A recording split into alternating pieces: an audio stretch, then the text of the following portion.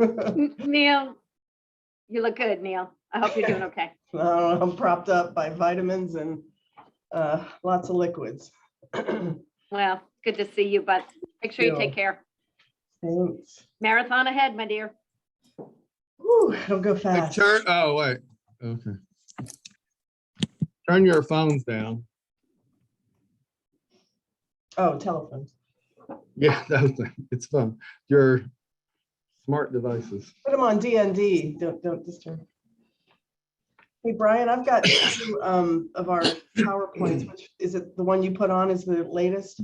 They're the same. One's in color. Good morning, everyone. We got about 100 folks with us so far. More will be joining.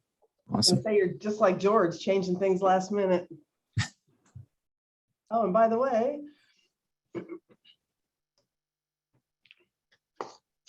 So good morning, everybody that is on. We are at about 8:58. We're going to go live at what Brian says. Whenever Brian says we're going live in William, but I guess we're right around 9 o'clock. Thank you for being here. You got 2 minutes to send one more text to one more person to say, join me. oh, let me tell my daughter's supposed to be on. Should drop those little knuckleheads off. So, so William and Brian, I'm gonna wait for somebody to text me or something.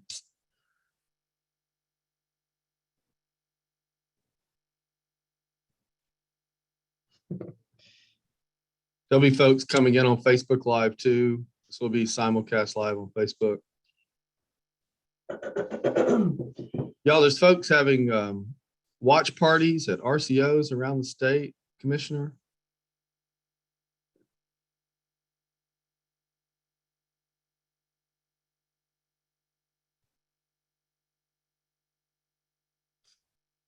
I cannot confirm they're watching this at Buckingham Palace, but you never know, they might be.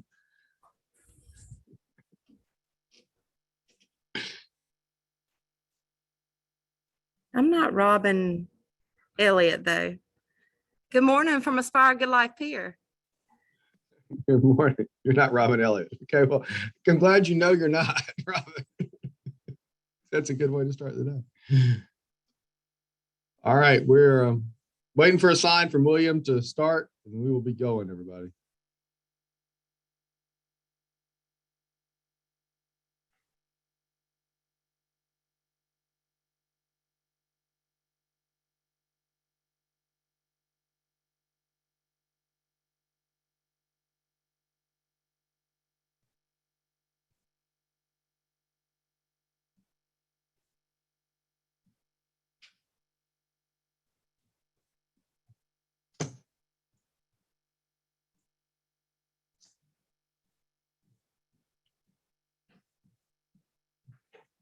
Are we ready to go? All right, I've just gotten the word. Good morning, everybody. You are looking live at the 13th annual Addiction Recovery Awareness Day, or ARAD, coming to you this year in the middle of COVID-19 from the offices of the Georgia Council on Substance Abuse in beautiful Tucker, Georgia. Where we have a recovery-friendly mayor and city council and county commission, and we are thankful for their support locally of our efforts as we try to be a good neighbor. And we are so thankful that hundreds are joining us from around the state in celebration of this largest gathering of the Georgia recovery community in the state of Georgia, showing the state of Georgia that recovery is real, saying nothing about us without us. And just during this pandemic, making sure we advocate and educate our stakeholders that the Georgia recovery community has been impacted by COVID disproportionately, and we both need and deserve increased funding, increased programs, and increased support to deal with the reality that COVID has placed upon our community. It's my great privilege to be here and introduce you to our next speaker, Neil Campbell, who is the Executive Director of the Georgia Council on Substance Abuse. The council celebrating 21 years of service as your exclusive statewide recovery community organization. Neil Campbell's a national recovery leader. She is always making things happen. And Neil, I'd like you to say hello and give a welcome and then introduce our first VIP speaker. Thank you, Jeff, and thank you for putting this all together. Jeff's been doing a lot of heavy lifting, you guys, over the last couple of months to make this a reality. So good morning. My name is Neil Campbell. I am the executive director of this organization called the Georgia Council on Substance Abuse. And I'm also a woman in long-term recovery. And what that means for me is that it has been a little over 31 years since I've had my last drink or illegal drug. I speak out about my recovery because I want everyone to have the opportunities that I've had to get and to stay well. And because of my recovery, I'm able to show up today to be here with you.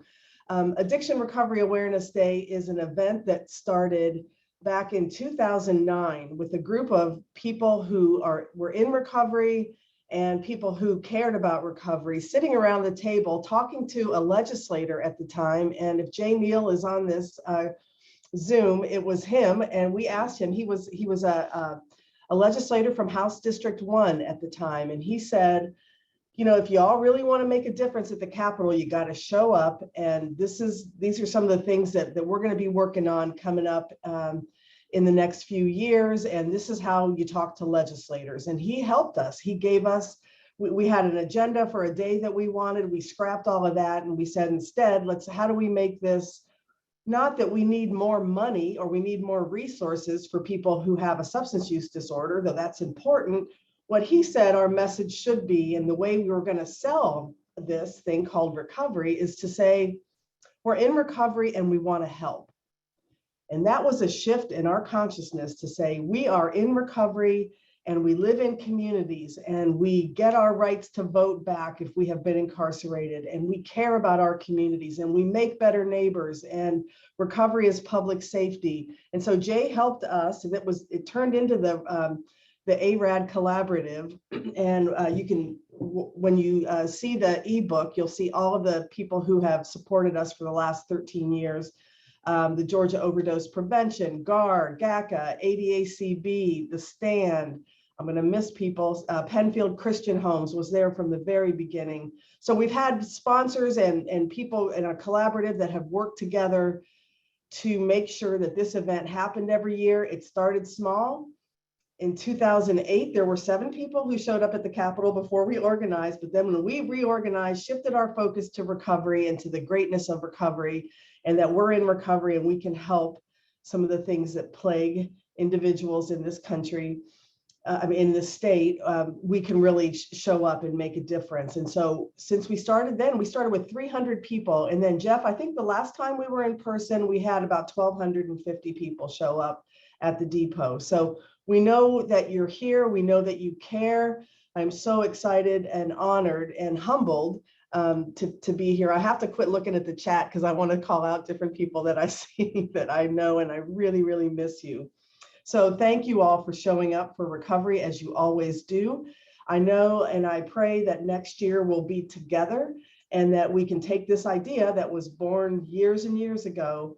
Thank you, Jay Neal. Thank you, all of your initial people who signed on and stuck with us to make this what it is today, so that we, people in recovery, have become a constituency of consequence. And that's really what our goal has been from the beginning. So you're in for a good morning. We're going to have a blast. First and foremost, Jeff, I'm just going to introducing the commissioner. Is that right? Correct. Yeah. So my run-up show says so. Yeah. So welcome everybody. Call your friends, text your friends, say, hey, sign on to this. If you have to still work, have us in the background. You're going to learn something today. It's really going to be great.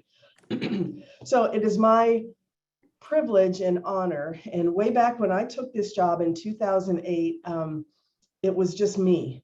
And I remember sitting in my office feeling like the dog that caught the bumper. It was like, okay, I've complained about the system for so long, and now I've become an advocate. And one of the first emails I got with my new email was from a woman who was working, I believe, Judy, you were working at Mental Health America, maybe back then. I can't, or maybe even at the Carter Center. And we had met, and I I really felt like we had a connection. And then when I left, I didn't know if I'd ever see you again. And then one of the first emails I got when I became executive director was from Judy Fitzgerald. And she said, I believe in you and you're going to do great work and help keep the system honest. And so, Judy, I've never forgotten that. You and your family have been supporters of us forever. And well, since I got here, and I know that you deeply care about recovery. And I know that you have this in your heart. And, you know, it's sometimes I feel like we're siblings and we fight like sisters, but I always love you and respect you. And I know that in your heart that you care about everybody that is seeking or in recovery. So thank you for your leadership around what we've been doing lately. And y'all, it's my privilege to introduce to you the Commissioner of the Department of Behavioral Health and Developmental Disabilities, Judy Fitzgerald. Hey, Judy. Hey, Neil. Good morning. Jeff, good morning. Everybody, good morning. Neil, thank you for the introduction. And all I can say to that is I was right. You were going to be wildly successful and really bring this organization and launch it into a new territory. And you continue to do that.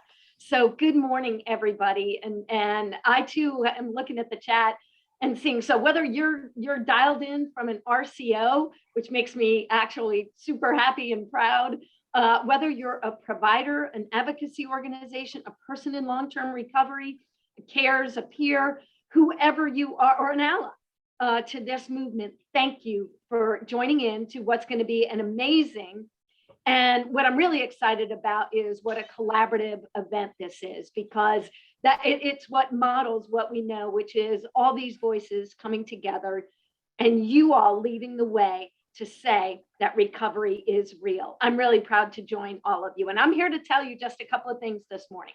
First and foremost, I want you to know, and I want to assure you that the Department of Behavioral Health and Developmental Disabilities stands ready and stands in awe of who you are and what you do. And I'm going to shout out I have the best team in state government. So Monica Johnson leading behavioral health, Cassandra Price leading our addiction services, and Jill Mays, our Office of Behavioral Health Prevention and Federal Grants. These are the folks really facilitating and supporting everything that you do. And together, we as a department, we do stand in solidarity, in support, and know that we are in this together. And I really want to acknowledge, because Neil, under your leadership, Jeff's incredible and tireless work, you all now have an unprecedented level of support from elected officials. And that is because of your hustle and your hard work and for shouting out about recovery. Of course, we know Governor Kemp has been supportive, Attorney General Carr, and this year, you have more members of the General Assembly lined up right beside us than I've ever seen before. And that is because people in recovery are speaking out and talking about the importance and sharing positive messages. And I really just want to say, I admire what you've been able to do. Let me shout out two things. First, yesterday at the Capitol, Jeff led a completely remarkable event where we got to kick off a billboard project. And I got to meet and stand alongside the 16 recovery ambassadors who are courageous and willing to put their story, their face out there, and not talk about addiction and despair, but to talk about strength and hope and how they got there. And this is a change in the paradigm, Neil, just like you were talking about, right? We're talking about what's possible. So we kicked off this recovery billboard project, and I think it's going to continue to accelerate our messages. And I want to thank those ambassadors, their family members, their providers, supporters, everybody, just to say, wow, this is fabulous. This is our moment, and you guys are stepping into it. The second thing I want to shout out really is our CARES partners, Certified Addiction Recovery Empowerment Specialists. Y'all, we see you. We need you. And in many conversations in the coming weeks, I'm going to be talking about workforce and workforce challenges that Georgia and everybody else is facing. Those are real, but I am also going to take every opportunity to talk about how peer specialists, and definitely in this space, how our CARES are a big part of and a really vital part of the workforce of the future. So once again, another area where we are in partnership and really proud and really amazed by the work that you're doing. Thank you for bringing us hope. So I end with this. We are undoubtedly in this together, and that makes me happy.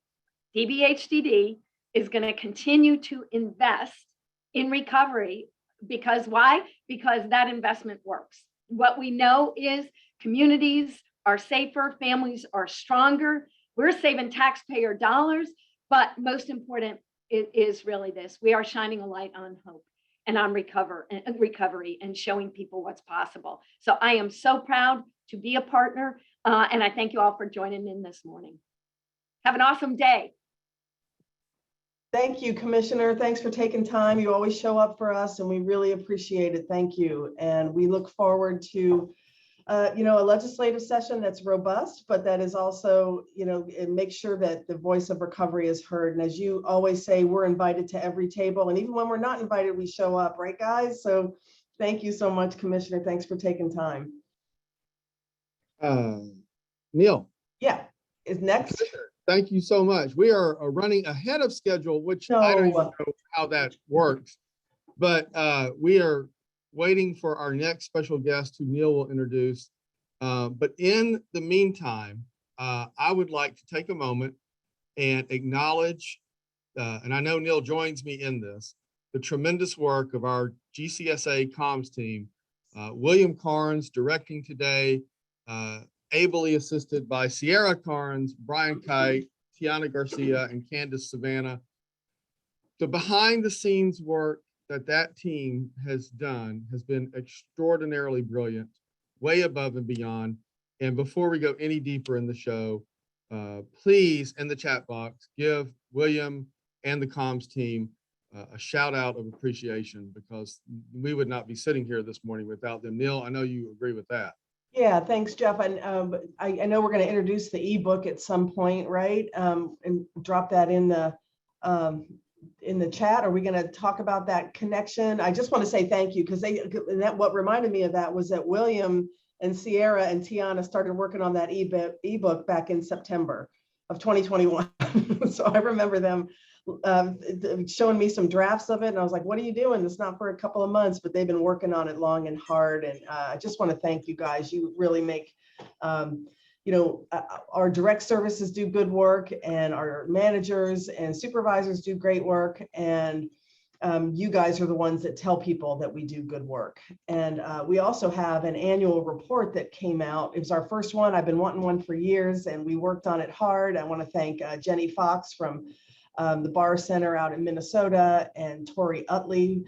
They did a great job on that as well. And we'll stick that in the chat at some point too, so you can take a look at our annual report and see what work that we've done this past year. So yeah, this has been, our comms team is great. Everybody shows up and just makes it the best. So thank you. Well, Neil, as we are waiting for our next scheduled guest, I know we have on the line, our co-chairs are going to talk at about 9:45, Okay. but we have State Representative Eric Allen on the line, who, as we all know, was one of the two founders of the General Assembly Working Group on Addiction Recovery, and he passed the Georgia Recovers license plate, which I am holding up right here. Okay. Which is a big deal. Neil's got one behind her. And we just want to give Representative Allen a minute or two just to talk about the license plate and why that's important to the Georgia recovery community. Well, thank you very much, Jeff. And before I do that, as always, I have to give a shout out to you and Neil. I first met Neil when I worked for the Department of Behavioral Health. God, was it? Almost 10, 11 years ago, we met, if not longer. It had to, maybe longer. Yeah, longer. Because I remember being there for CARES 1, and all the different events. But to your leadership, Neil, I think Judy was spot on. I can't think of a more dynamic, charismatic, and passionate leader as you. And I think the success that you've had with the organization and this event in particular is because of that. Yeah, thank you. And hiring Jeff was not a bad move either. I'll tell you, that's we can debate that back and forth. But also want to, I don't know if Judy is still on, but if Commissioner Fitzgerald is still on, also thank her for her leadership. Like I said, I've worked with Commissioner Fitzgerald for a long time, and I think she is one of the bright spots in recovery and mental health in Georgia. She is a tireless advocate and leader, and really has for a long time, had the department laser focused on what's important. Yeah. So with that said, Jeff mentioned the license plate. I don't have one of the small ones in my office. The only one I have is the big one, so I'll spare you from bringing it out. It's behind Neil if you were looking, but that was something that back in 2018, Neil came to me with the idea. And it took a while to get it to where we are now. But as Commissioner Fitzgerald said, the number of legislators that are supporting recovery in Georgia has just grown. When I first started, along with Senator Randy Robertson, the working group on addiction recovery, we had to pull people into the fold to get them to come. And now we're at a point where people want to get involved. Today, you have the inaugural meeting of the Mental Health Caucus that started. So I can tell you there's a lot of momentum in this area. But one of the biggest things that we can do, just like the billboard campaign you're going to hear about later, is really make sure we're eliminating stigma every chance we can, every way we can, with as many people as we can. The biggest barrier to services is the stigma that people have with entering into recovery. Substance use disorders are just as much of an illness as diabetes, heart disease, lung disease, and I don't know many people who are ashamed to seek help or let people know that they're suffering from those ailments. This license plate, I believe, goes a long way to fight that stigma. I think the more people drive around and see that recovery is real in Georgia, the more that they see that there are people who are in the same situation as they are, who are either an ally or in active recovery, that's going to make a difference. That's going to help. So I encourage everyone to go to the Georgia Council on Substance Abuse website, pre-order your license plate. I think we're getting close. Once we hit that magic number, I believe it's about 1,200 plates. They'll start printing them and they'll be on the back of cars. And like I said, it will go a long way. So that when you're at a stoplight, you're in traffic, you're driving down the street, and you see someone with that license plate that says recovery is real, I firmly believe that may save lives. That may save people, that may save families. But most importantly, it's going to benefit all of Georgia. So thank you guys for a very, very good event as always. I know it's early. I hope to jump in and out as we're in and out of session, but thank you for having me and good luck with your day. Thank you, Representative Allen. We appreciate you so much. And I wanted to say, if because of you, we have the annual Recovery Month mini grant program. You were the one to fund that first in 2012, I believe it was, yeah. and it's going strong. So we're going to be in our 10th year of that. So if anybody online has ever gotten a mini grant for Recovery Month, which is every September, thank Representative Allen, because when he was at DBHDD, he was the first one to say, when I went to him with this idea, he's like, that sounds great. And ever since then, it's just grown. And so we are able to hit tens of thousands of people every September with messages of recovery. So I thank you for that, your vision for that. Oh, thank you. Mhm. So Representative Eric Allen, thank you, sir, for your leadership. I know you've got you're down at the Capitol, busy day down there. Thank you for taking time out of it, as you always do for the Georgia recovery community. And I want to shout out you by saying you were at the Rural Rally for Recovery in Perry Saturday, the first annual. That was kind of a gateway kickoff for Arad this year. There were about 300 people live and in person in Perry, Georgia. RCOs from across the state anchored that event. And sir, thank you. And thank the other three members of the General Assembly, Senator Larry Walker, Representative Angelica Couch, and Representative Heath Clark, Heath, yes.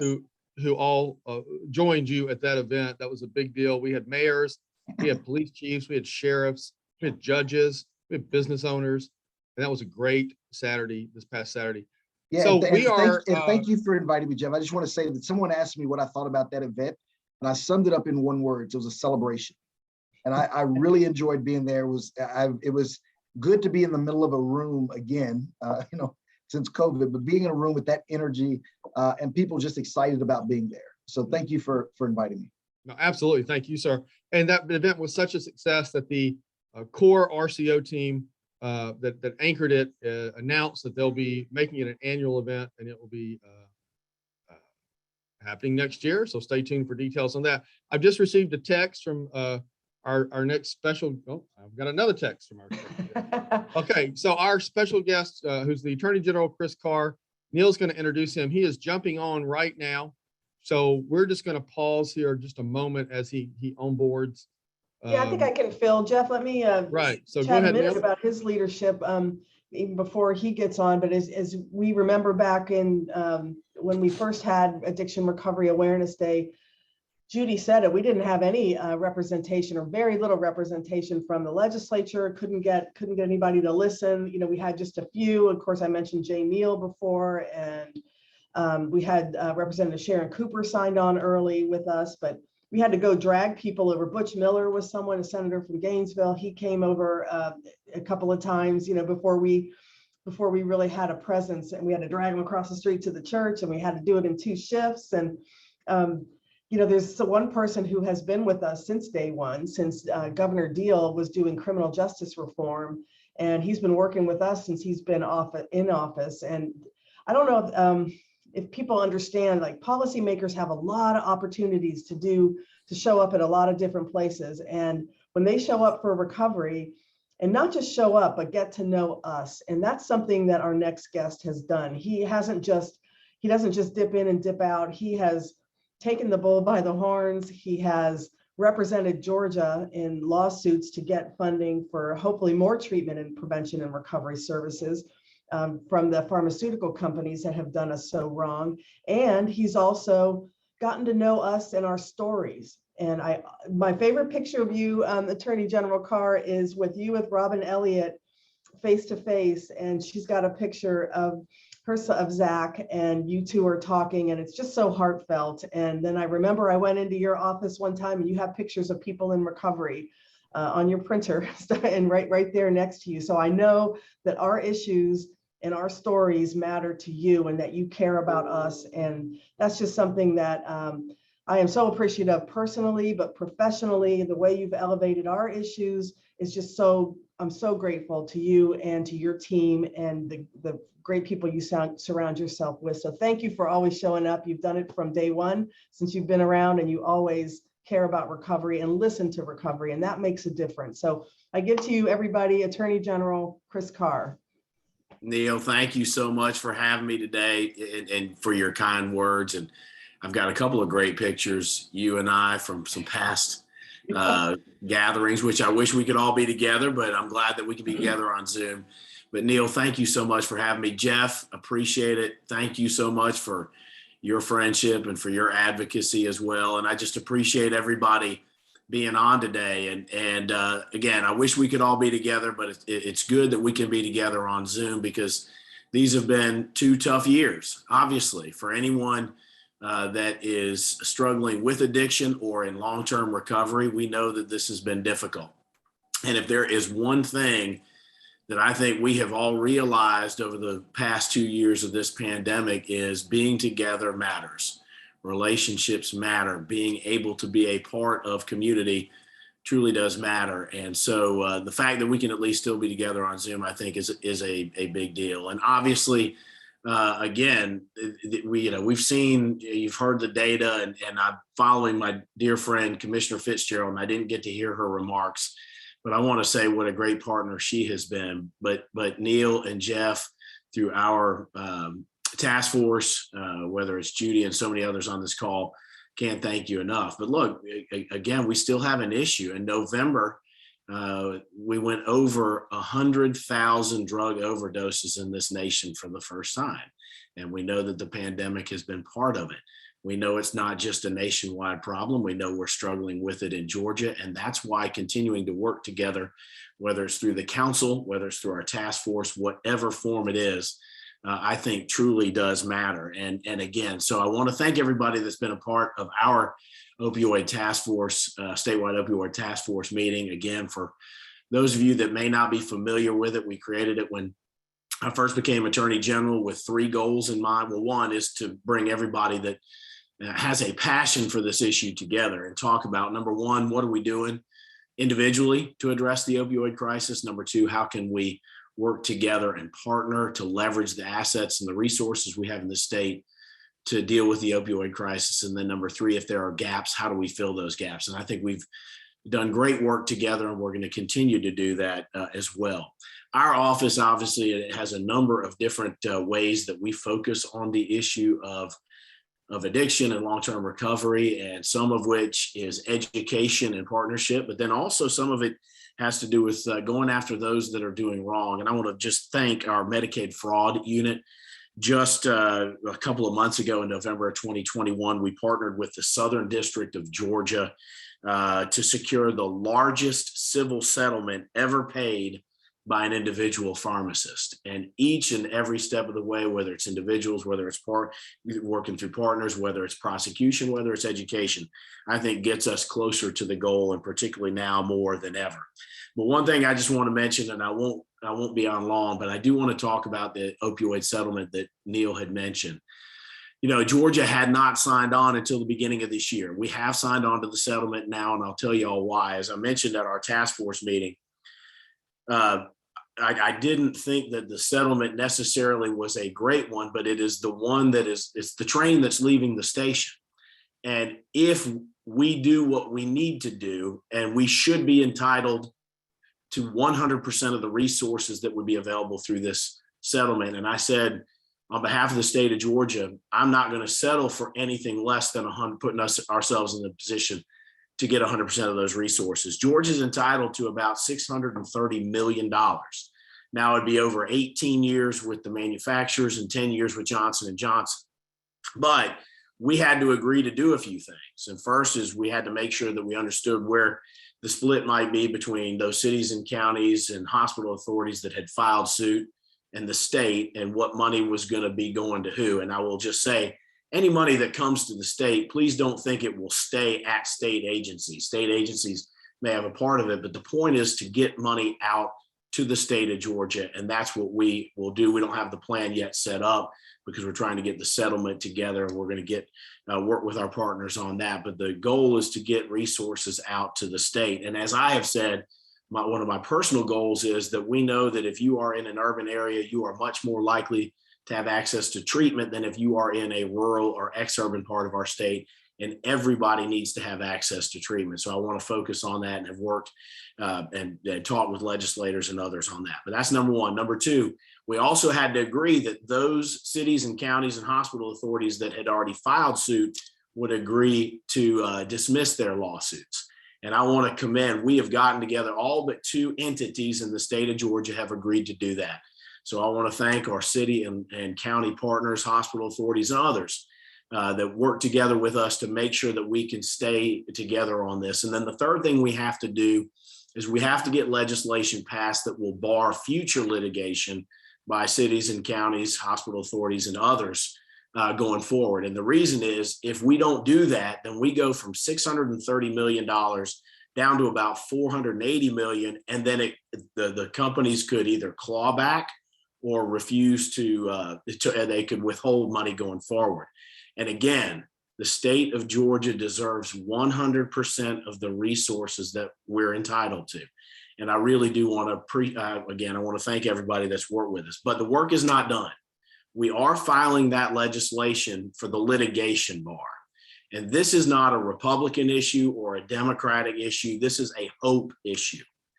I want to ask everybody on this call and on this Zoom, when that legislation is passed, and we're working with some partners that are part of our task force to reach out to the legislature and be supportive of this legislation. But let me ask you all to do the same thing. If we want the money, we need to be able to get this legislation passed. It shouldn't be controversial. This is just how Georgia will get its money. So any support you can give by talking to your House and Senate members as we go forward, we'll keep Neil and Jeff in the loop when that legislation gets passed. It should be here in the next week or so. But that would be a tremendous help for the state. And again, this is a hope issue for us and really could do a lot of good. So I'll stop there. Again, I can't thank you all enough for being the experts for us. I can only do my job when I work with folks that are passionate, that are knowledgeable, and that are willing to work with us. And whatever I can do to help, I always want to be able to do it in our office as well. So Neil, Jeff, thank you for having me on. Let's keep working. As I've said, every time I see somebody that's in long-term recovery, I say that is somebody that I think is my hero, that is courageous and is bold. And I say to everybody, let's keep fighting together. Thank y'all. Thank you, sir. Really appreciate you. It's been amazing. And hopefully next year we can be together and don't have to be on this Brady Bunch video. So I look forward to it. Thank y'all. thanks, sir. Jeff? Thank you, Mr. Attorney General. You are always there for us, and we love you, we respect you, and we thank you and your team, who are all amazing advocates for the Georgia recovery community. Thank you again. Thanks, my friend. Appreciate it. Thank you. And I'll just take a quick personal moment. The first time I ever met Neil Campbell was Arad 2019 at the invitation of one Attorney General Chris Carr. So I would not have ever met Neil Campbell and this family without Chris Carr believing in somebody, reached out to him in their time of need. And so all those things that were said about him, I'm living proof that he is always there for a person in need and recovery. So thank you, sir. So we're going to segue in our program now to what I believe is the star of the show. And there's 16 of those stars. And we're going to do the best we can with this technology, but you're about to see in a minute 2 videos. One will be shorter and one will be a little bit longer. And this is the 2022 Georgia Recovers Ambassador program. This program is building on the success of the 2019 program.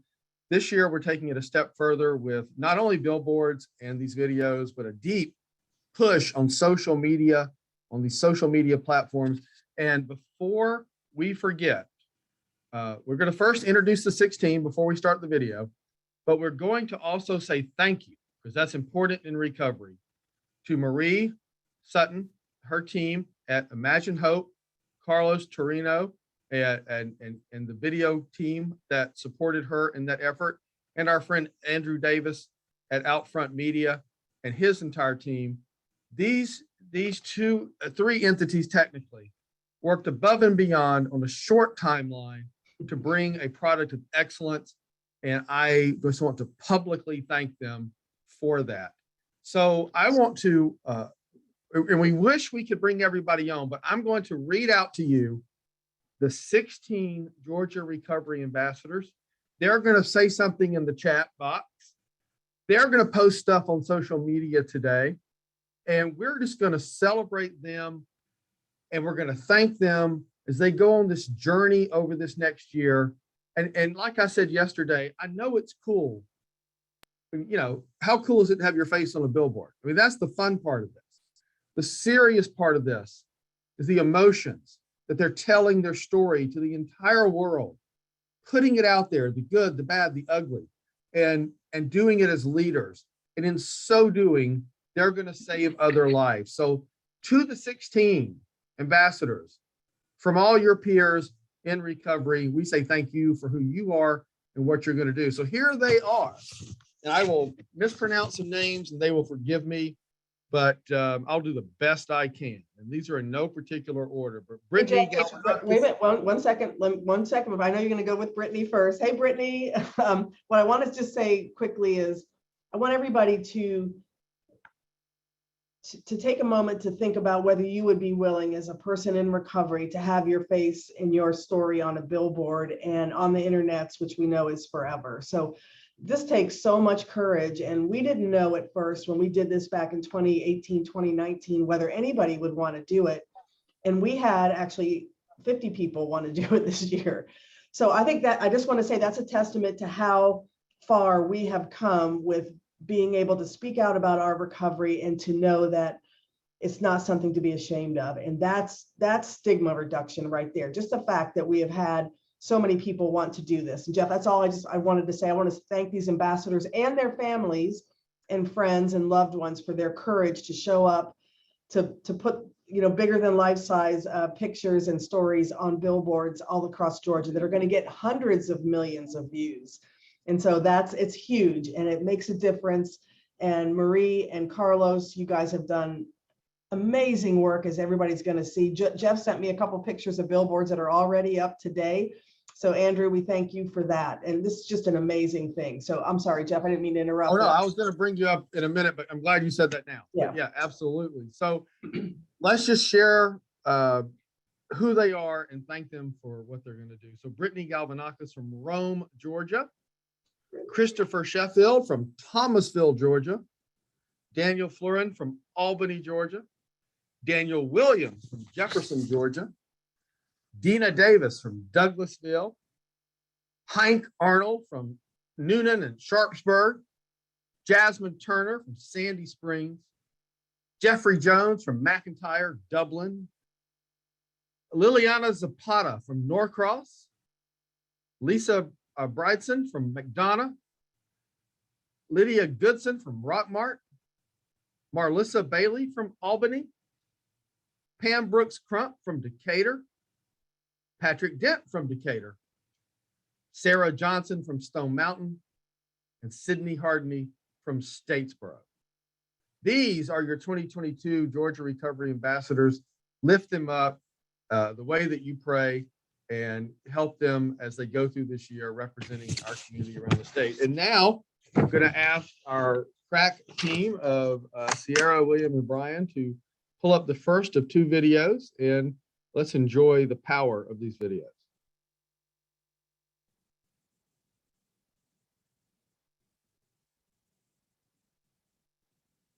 I made a very poor choice in trying cocaine for the first time.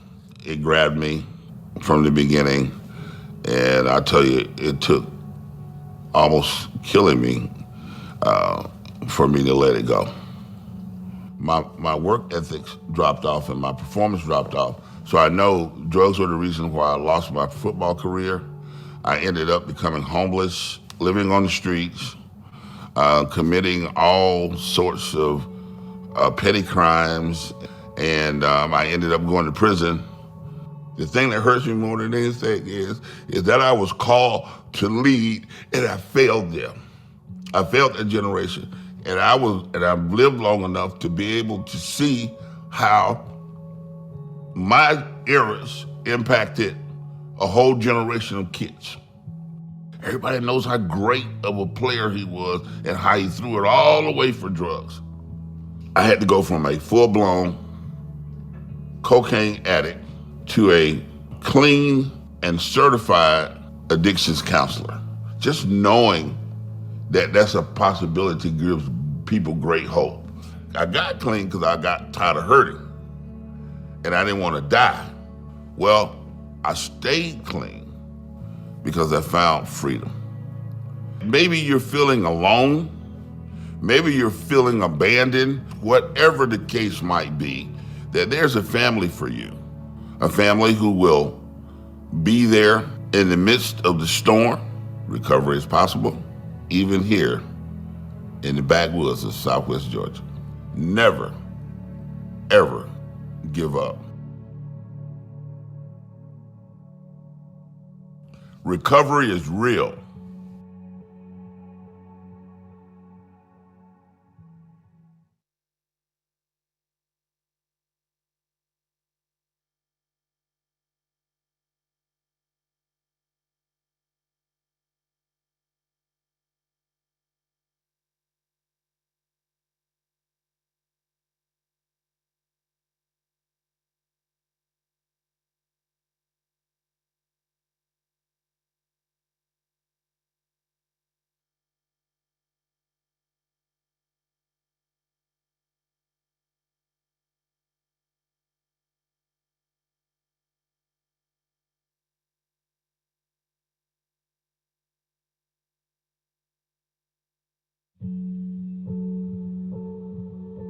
My dad's father was a Navy man for 20 years. He retired, and around the age of 12, we got the phone call my grandfather had shot himself. And from that point on, my dad had kind of taken on an even stricter edge. The phone calls got fewer and fewer and far between. I really started acting out. I pretty much raised myself in a lot of ways, you know. My biggest behavior that I act out on is trying to matter, because I'm always looking to be enough, and I never felt that I was. I knew I needed discipline, and I needed self-esteem, and I knew that was something I could get from the military. In '07, I deployed with the 173rd Airborne to Afghanistan. You know, you're still young and feel like you're immortal, and you know nothing's going to happen to you. And you know, of course, it changes. It's not so abstract later on. You know, fought a lot of fights. A lot of people died. This was a crew that we were all on the same page, and it worked. Like, it felt right. It was meant to be, but they're gone. And there was shame and there was guilt about it. Like, I was doing anything I could to feel good again, you know, because I didn't. I hated who I was. I hated, you know, every fiber of my being. I was somebody I couldn't respect anymore. And I needed to do as much damage to myself as possible. Morning, I'd get up, I'd start drinking, and then, you know, go to bed, get back up and do it the next day. And then I became an opiate addict. I had to come down here to see my daughter. It was her second birthday. I was riding down from Knoxville. I reached over my seat for my gun, and it wasn't there. Around mile marker 300 on 75 in Georgia. I went for a gun that wasn't there. It was the only time I'd ever forgotten my gun. And it's like, God knew that I would use it. But then when I saw her,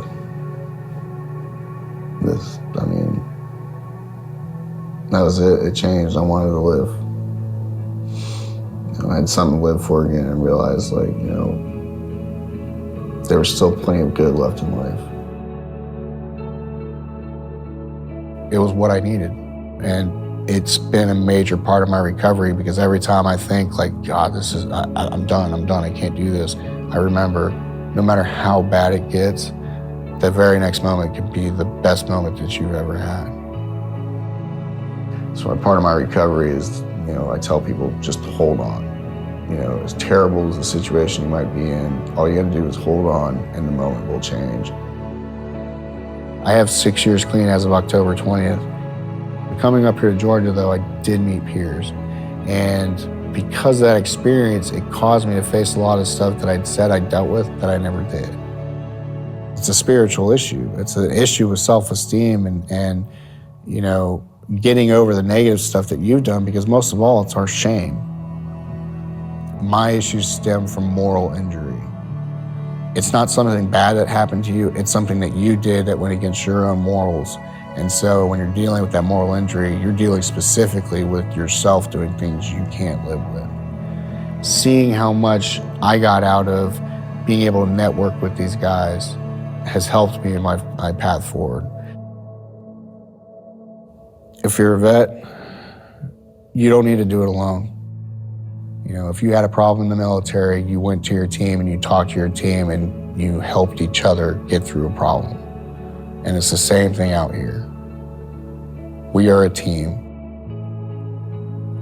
Recovery is real. I went from being a proud airborne infantry staff sergeant to a hopeless mess wanting to kill myself so the pain would stop. And now, I'm not a slave to the pain anymore. Now I have the family and the community that I always wanted deep down. I was really inspired by the way your family was part of what brought you here early in life.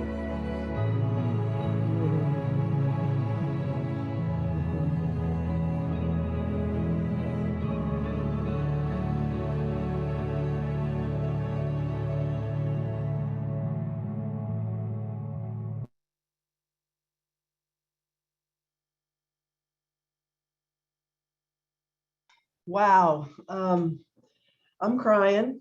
I'm sorry. It's not even, are we an hour into this, Jeff? And I'm crying already. So I just want to say thank you to Daniel and to Chris. Backwoods, Georgia to North Backwoods, Georgia, as we try to get a good representation of our whole wonderful, diverse state, because recovery is in every corner of Georgia. And if you don't believe that, you will after you see these videos. And I saw a couple times in the chat, yes, all of these videos, all 16 will be available to you. They'll be on our website. The URLs will be on a special platform that we'll have, and we're going to highlight one of them in the upcoming months and weeks. So be looking for it. And these ambassadors, now you know why they were chosen. I'm sorry, I'm crying. But these stories of redemption are why we do what we do. And I think what Daniel said, first of all, what Daniel said about just if you just hang on one moment can change everything, and your perspective and your whole life can change. And I know that was true for me.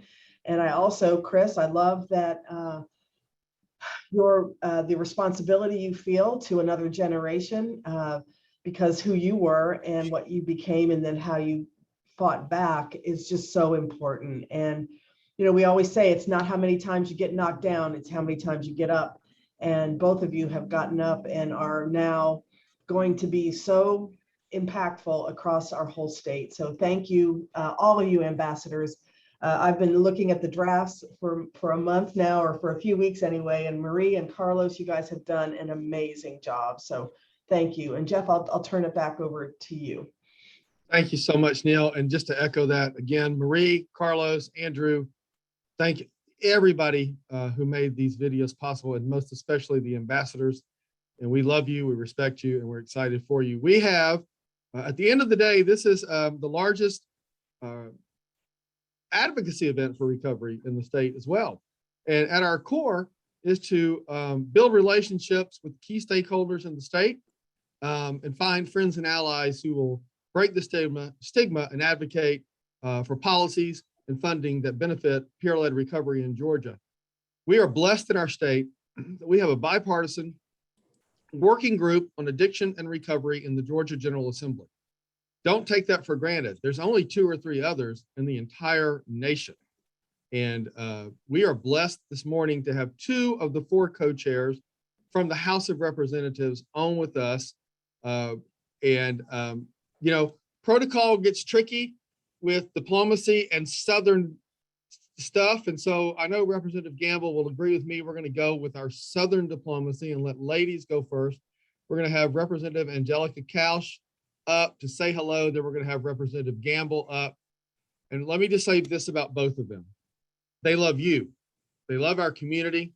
They work for our community. We are blessed to have their friendship and their leadership. And on behalf of everybody in the Georgia recovery community, thank you to both. And I'll turn the floor over. Angelica, we can't hear you. Okay, I thought I had unmuted myself already. So thank you so much, Jeff. And wow, what an incredible testimony. And it is so heartbreaking and also hopeful to hear your testimony and know that people who go through so much can come through and find a new purpose in life. And thank you so much for sharing this incredible story. So I was with Neil, I was about to cry almost. So my name is Angelica Couch, and I'm the one of the House co-chairs of the Working Group on Recovery and Addiction. And I keep it very short because we need to go to session, and I want to give some time to my colleague, Matthew Campbell. What does the working group do? We are basically your allies at the state capitol. We are your voice. We work very closely with Neil and Jeff to make sure that your voices are being heard, and that we let everybody know and fight every day to ensure that everybody knows that addiction is a disease, and we need to fight the stigma of addiction. And the more allies we get on board, the better of a job we can do to represent you. So I'm very excited to share the day with you here. I may check in and out as much as I can. And I know I met quite a few of you on the recovery rally on Saturday, which was a phenomenal event.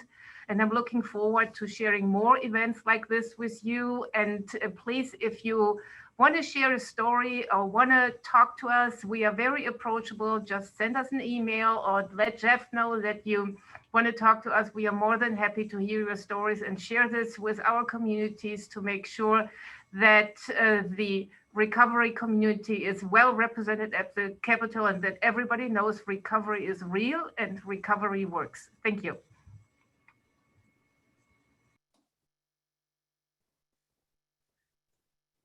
Well, good morning, everyone. I'm just going to jump in. I'm Matthew Gamble from Cartersville, Georgia, and Representative Kausch and I will be headed here shortly to the House to recognize Arad Day. All members will be getting one of these. And you know, the main purpose of what we're trying to do is to celebrate your recovery and to demonstrate our support and the fact that leadership here at the state capitol stands with you in your recovery. And so I can't say thank you enough to Jeff and Neil and all that they do and giving us the opportunity to do this. Recovery is real, and I just appreciate the opportunity to come on today and say hello. So thank you, and God bless you. Thank you, sir. Thank you, sir. And yes, I'll show this patch one more time right there. And you know, it's a process. It's a bureaucracy down there, and not just Representative Gamble and Representative Kausch, but their staff. They help us behind the scenes, making distribution of these types of things possible, making reservations possible for the press conference yesterday. So not only to the two of you, but to your teams, we thank them. And I'm sure at some point we may have our senators join us and whatnot. But I know that there's all kinds of committee meetings and caucus meetings going on. But I want to say the names of Senator Michelle Au and Senator Randy Robertson. The working group is over 50 members strong. It's about to cross the 60 mark. And that is an extraordinary statement of support. It's bipartisan. It's in both chambers. And y'all, some of those members work for us on publicly on social media. Some will never post on social media, but they're in a committee meeting protecting our funding or expanding our funding or arguing for language that's peer friendly. And they don't do it in a way that you may always see that they're doing it. But we are blessed with a core group of legislators that are working for us. And we wouldn't be doing any of that without the groundwork that Neil Campbell laid, and Joyce Jordan and Owen and others over the years, Jay Neal. So we've got a good crew down there. And one thing I want to say before we pivot away from the General Assembly Working Group on Addiction and Recovery, when you see them on social media or when we write about them, follow their page. Give them some love.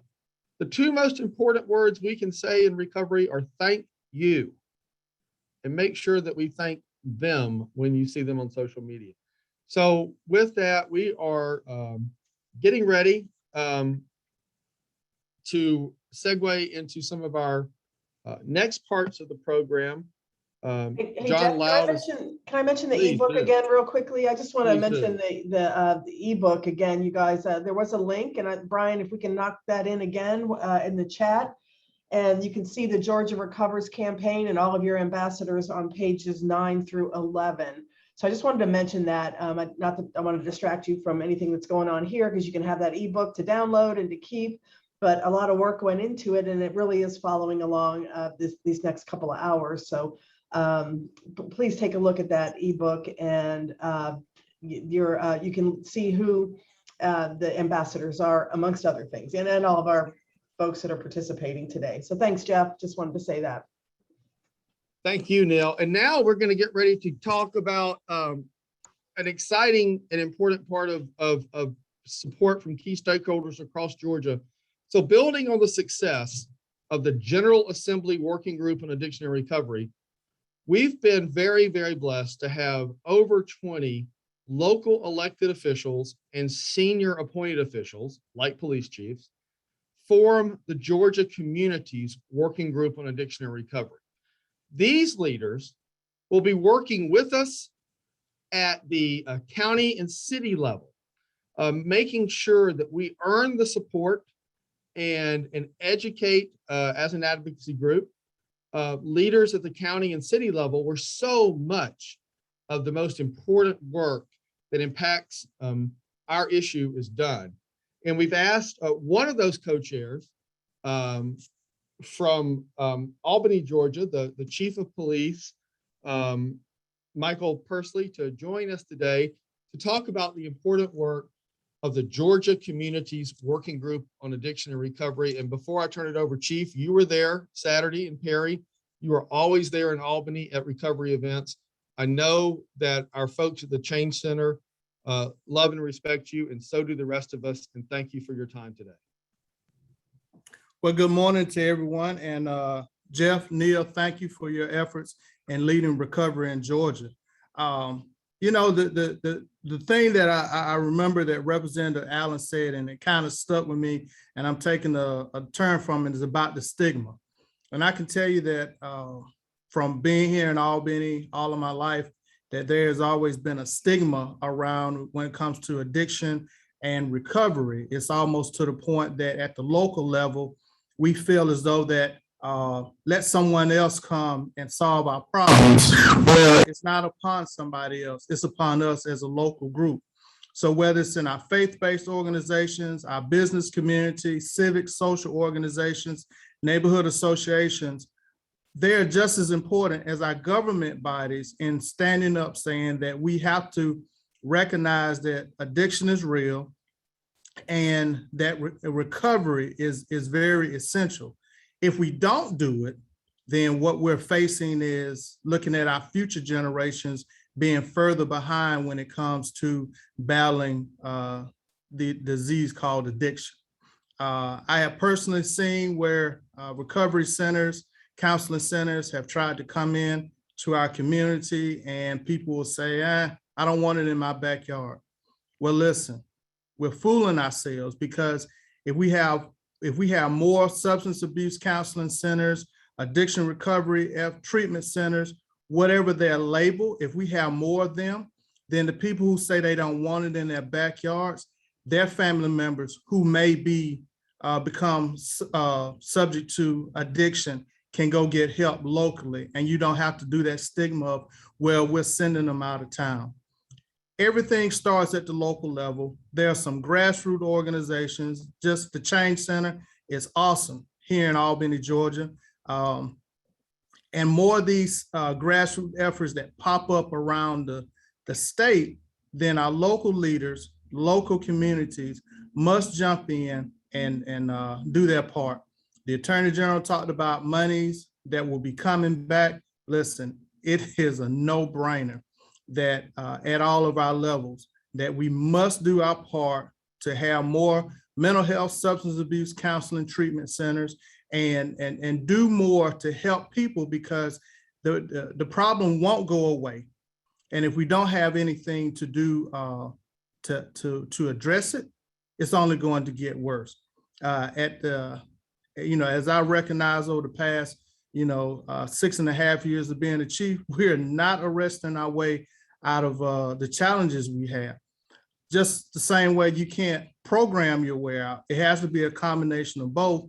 And when you really take a deep dive, we need to do better housing. We need to do better on education. We need to do better on, when you have a more educated community, then you have people who are better employed.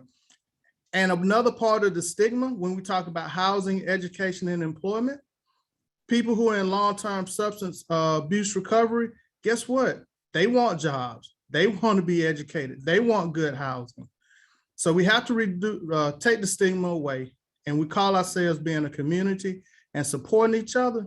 We have to fully support everybody, because people need a second, third, fourth, fifth, sixth, seventh, eighth, ninth, however many chances, but they need to be in a community that supports them in their efforts to get back on track with their life. So I am a champion for recovery. I've had family members and friends who've been down this road. I have church members who are in long-term recovery. And when I tell you they're some of the most vibrant and realistic people, listen, they're more real than some of the people we call role models. So everything we need to do is take the stigma away, support people in recovery, fight this addiction so that our future generations can be better off than we are. So thank you, Jeff. Thank you, Neil, for your leadership. Thank you for everyone, all of the champions, the advocates for addiction recovery, and a big shout out to my people here in Albany, Daniel, Melissa. I love you guys, and I'm always here in your corner. So thank you. Wow. Oh, Chief, Chief, thank you so much. Chief, if I had a chief like you when I was in law enforcement, I think I'd still be in law enforcement. So thank you so much. That you just don't hear chiefs talk like this all the time. So I think you're really part of a new movement, and we need more police officers and police chiefs and leadership like you. So thank you so much. You're welcome, man. Thank you, Chief, very much. And just to reiterate, Chief is part of 20 co-chairs around the state, working not only in their communities, but with their associations.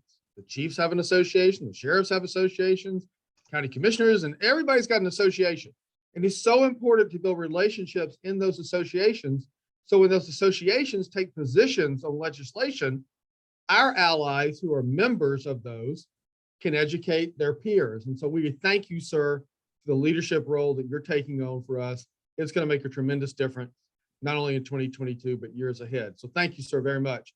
And now we want to turn, because I know he has stepped out of a meeting to join us. He has been with us.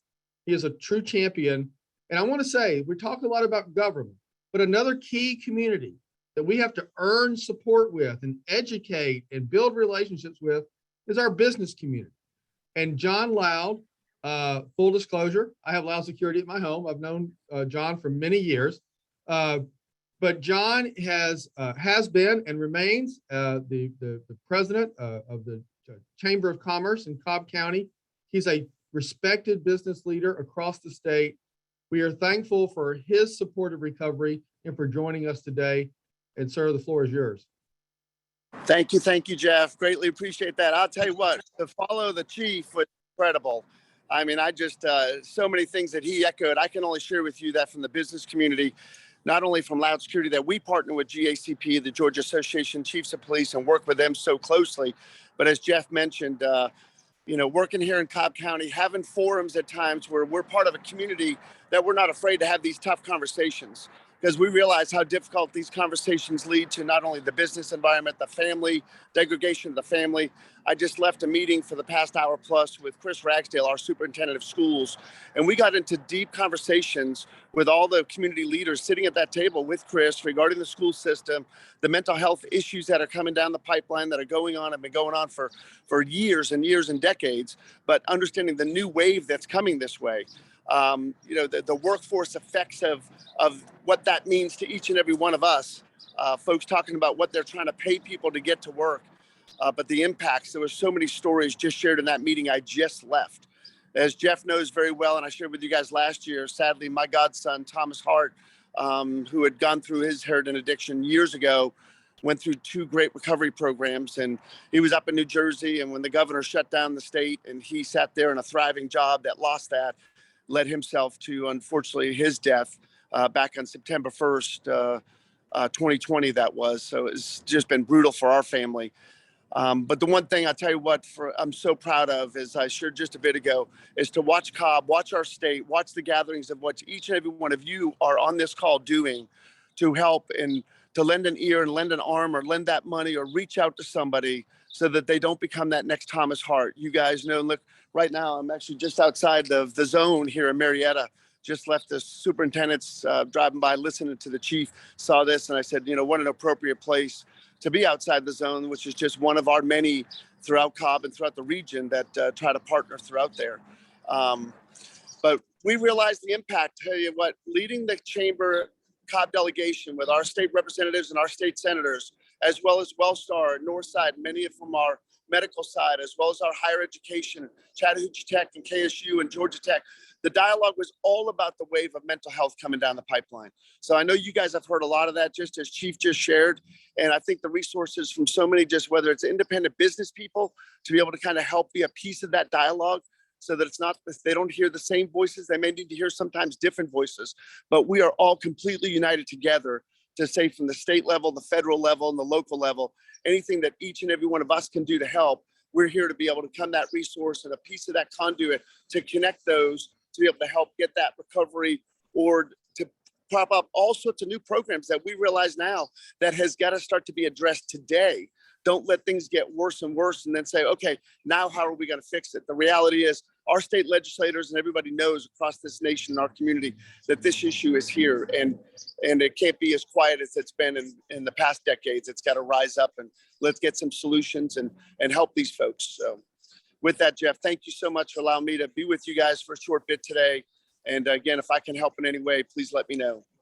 Well, sir, thank you. You do help, and we will be meeting with you, I know, over the course of the year, getting to understand the business community better, getting them to understand the recovery community better. I cannot stress enough how having the support of business leaders who embrace peer-led recovery saves lives. It makes a stronger workforce. It makes communities safer. It saves taxpayer dollars. And you are so important to us. And we thank you for you taking time out of your busy schedule today, sir. It's an honor. Absolutely. Thank you. Thank you. So we're going to segue over, and I'm giving them a cue to Neil and Brian. But as we segue to Neil and Brian, I want to take a moment to acknowledge Governor Brian Kemp. He has been with us the past 3 or 4 ARADs. He had an issue today, but I was speaking with his senior team yesterday. He has extended an invitation, and this is the first time we're sharing this, to, this happened late yesterday afternoon, to our recovery ambassadors. They will be invited to go meet with him in the immediate future at the Capitol to talk about recovery and the ambassadors program. So I just want to acknowledge the fact that even though he's not with us today, Governor Kemp is aware of what we're doing, and he's going to be receiving in person our ambassadors in the next few days to have a face-to-face dialogue about not only that project, but peer-led recovery. So I wanted to share that good news that we will have a meeting with the governor. I also want to share, and this is an important advocacy announcement. I just want to do it before we miss another moment. This Wednesday, tomorrow, there will be a historic day for behavioral health, mental health, substance use disorder, recovery, whatever you want to call it. Tomorrow's a big deal because at 11 a.m. tomorrow, and Neil Campbell will be there, I'll be there, and we're inviting you to be there. We're inviting you to be at the Capitol tomorrow at 11 because the Speaker of the House, David Ralston, is leading a press conference to introduce the Omnibus Bill. This is going to cover behavioral health, mental health, and substance use disorder with our #1 issue parity, which we'll talk about later. But I've just gotten the alert that we can share it publicly. So tomorrow at 11 a.m. at the South Steps at the Capitol, they're inviting all activists to come stand in support of this important bill, which we'll talk about later. But with that being said, we're going to transfer now over to recovery messaging this year with Neil Campbell and Brian Kite, and the floor is yours. Thanks, Jeff. And yes, I hear you really want me there tomorrow. I'll be.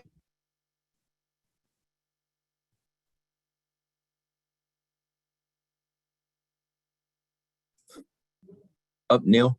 Sorry. Yep. Sorry. I see that big "you are muted" across my screen.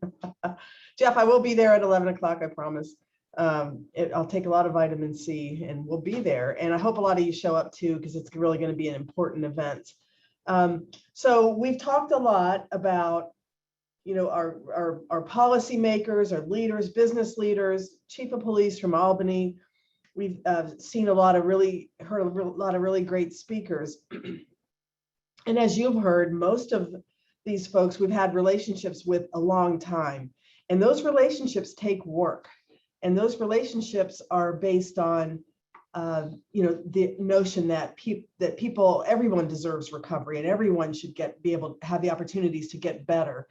And one of the ways you do that is by learning how to message about your recovery, and not just to policymakers and leaders, but to everyone. So Brian and I are going to talk to you a bit today about how to message and what effective messaging looks like. If you're following along on the ebook, it's on pages 14 and 15. You'll have some helpful language there. But Brian and I are going to go through some of the slides, and I'm going to introduce myself again for those who may have just joined. My name is Neil Campbell, and I am a woman in long-term recovery. And what that means for me is that it has been 31.5 years since I've had my last drink or illegal drug. I speak out about my recovery because I want everyone to have the opportunities that I've had to get and to stay well. And I would like to talk to you more about my story when you have a moment. I would love to talk to you more about recovery and all of the benefits that recovery has given me. So that's a basic introduction for myself. And I want to give a shout out to everybody knows this fella, George Broad. This is the first time George and I have not, I think we missed it one other time, George, if you're listening on, that we haven't been able to do this recovery messaging together. So everyone, let's send some good and healing thoughts to George, and hopefully we'll see him really, really soon. But my partner today in this endeavor of recovery messaging and to talk about how to create an effective message is Brian Kite. And Brian is the manager of our RCO development. And Brian, I'm going to let you go ahead and introduce yourself. Hey, good morning, everyone. My name is Brian Kite, and I am also a person in long-term recovery. And what that means for me is that today is 7 years since I've found it necessary to use any alcohol or drugs to change the way that I feel. Recovery is so much more than just abstinence from drugs and alcohol. It enables me to live a happy and meaningful life. Most importantly for me, it means that I'm able to be a present father to my son, Henry. I'm able to show up and be present with him today, spend time with him, get to do his homework. When his dad says that he's going to show up, he knows that that is true. I'm able to be a better brother, uncle, and son, better family member, better community member, better friend overall. I'm also a full-time employee with the Georgia Council on Substance Abuse for over 3 years now, where I get to work with some amazing people as the RCO Development Program Manager, Recovery Community Organization Development Program Manager. I get to work with amazing people all across the state to lift up the voice of recovery. So hopefully more people like myself and like Neil can get and stay well. And how we do that is by effectively sharing our story. And this is a Addiction Recovery Awareness Day back, I think in 2015. If anybody sees a date on there, it's either 2013 or 2015. It's when one of the last times we were able to be in the rotunda with signs. After this, they kicked us out. But hey, we've been kicked out of better places. Really, we haven't. That was probably the nicest place I've ever been kicked out of.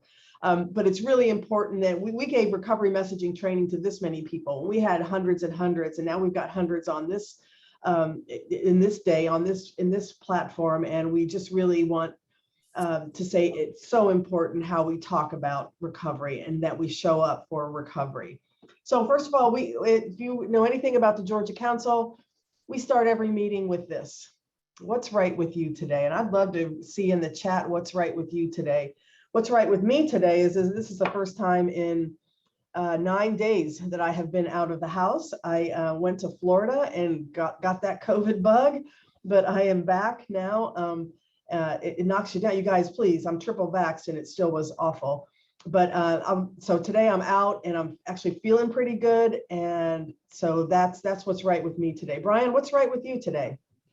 Well, I'd have to say what's right with me today is that I've made it a whole nother year, 7 years. It's pretty amazing, and get to share some recovery messaging. So it's a wonderful way to celebrate with hundreds of folks all across the state of Georgia. That's great. So what's right with all of you? If you haven't already dropped it in the chat, please put what's right with you today in the chat and share with us a little bit more hope. As Shelly says, what's right with her, she gets to go see her mom in Florida and wear a mask. I wore a mask. I still got COVID. Melissa, I think from Statesboro, said she's got 6 years.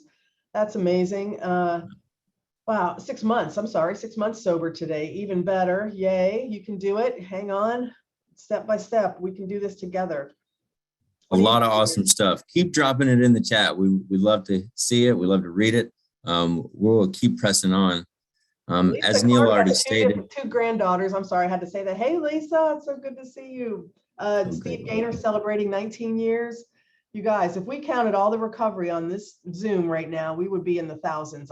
oh, for sure. Absolutely. Yeah, that's awesome. So I know that we're going to keep having a lot of awesome stuff in there. We'll just keep reading it along as we go, but we'll keep pressing on. So Neil already mentioned, we're going to talk about recovery messaging. And what that is delivering a message that promotes recovery using person-first, solution-focused language. Messages is going to lift up hope and break down stigma. And what we'll just talk about today, just run you through our objectives. Again, what is a message? What's in it? What's not? The importance of our language. It matters so much. The words that we use create our world. And how we do that by creating a recovery message. And then finally, helping you with that information, create your message so that you can get out there and share that message of hope. That's right. And those of you who follow us know that we are devotees of William White. If you ever want to read any of his work, he's a social scientist, a researcher, and a person in recovery who's been doing phenomenal work for 30 plus years.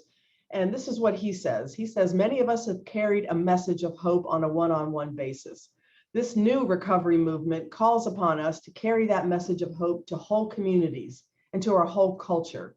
It's time we step forward to shape this history with our stories, our time, and our talents. And that's what we're about today. It's not just that one-on-one. I've had so many conversations with a lot of you here and others one-on-one, and it's about hope. And you gave me hope when I couldn't hold hope for myself. But now it's time we take that to communities. And whether you're an ally for recovery, a professional helper, family member of someone seeking or in recovery, it's time we all step forward and start sharing our stories, our time, and our talents. And how we do that is by using our message, our voice. So what is a message? Well, simply, it's just an exchange of information using words. I know that everyone's probably pretty easily understand that. It's important that you know what your listener needs to hear. You got the right information, and it's crucial that you know what you want to say and leave in people's minds. And so we need to know what we should not put in the message too. Now, although we may say certain things in certain forums, again, we want to try to use language that's solution focused. So instead of saying addict or alcoholic, we're going to use some other language that we'll tell you about in just a little bit. And instead of just promoting your particular pathway that worked for you, we want to lift up all pathways of recovery so that anybody can believe that they can get well, no matter which way they choose.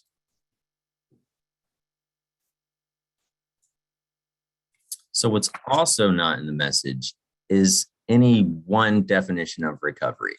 We know SAMHSA has a great definition of recovery on their website, but recovery is unique to the individual. And so we want to use our definition, our personal definition. We're also going to try to refrain from discussing about addiction being a disease in the initial message that you have. We know and we understand that addiction is a brain disease, but sometimes when you only have less than 2 minutes, sometimes less than a minute to speak to somebody, we may not have the time that it takes to get on into the nuances of how the brain works and the science of addiction and recovery. We can train you on that and share information with that later. But the importance is that we want to leave just a little bit more hope in someone's mind. And so if they're uncertain about that at that time, we can give that message of hope and then create the space and open the door for that next conversation to happen. Thanks, Brian. So what is in the message? When we talk about this today, mainly we're talking about how do you talk to policymakers and other leaders, lawmakers? How do you talk to people who, like Attorney General Carr, who you may just catch him in an elevator, you may just catch him in a hallway. What do you do to catch his attention? And we all know he cares about this issue a lot, but let's keep it short and simple. We don't try to get bogged down in some of the jargon necessarily, but just like make your message clear. That's really important. What's also, when we think about how important your message is and what we ask you to think about, will it increase or will it decrease support? Will it increase fear or will it decrease fear?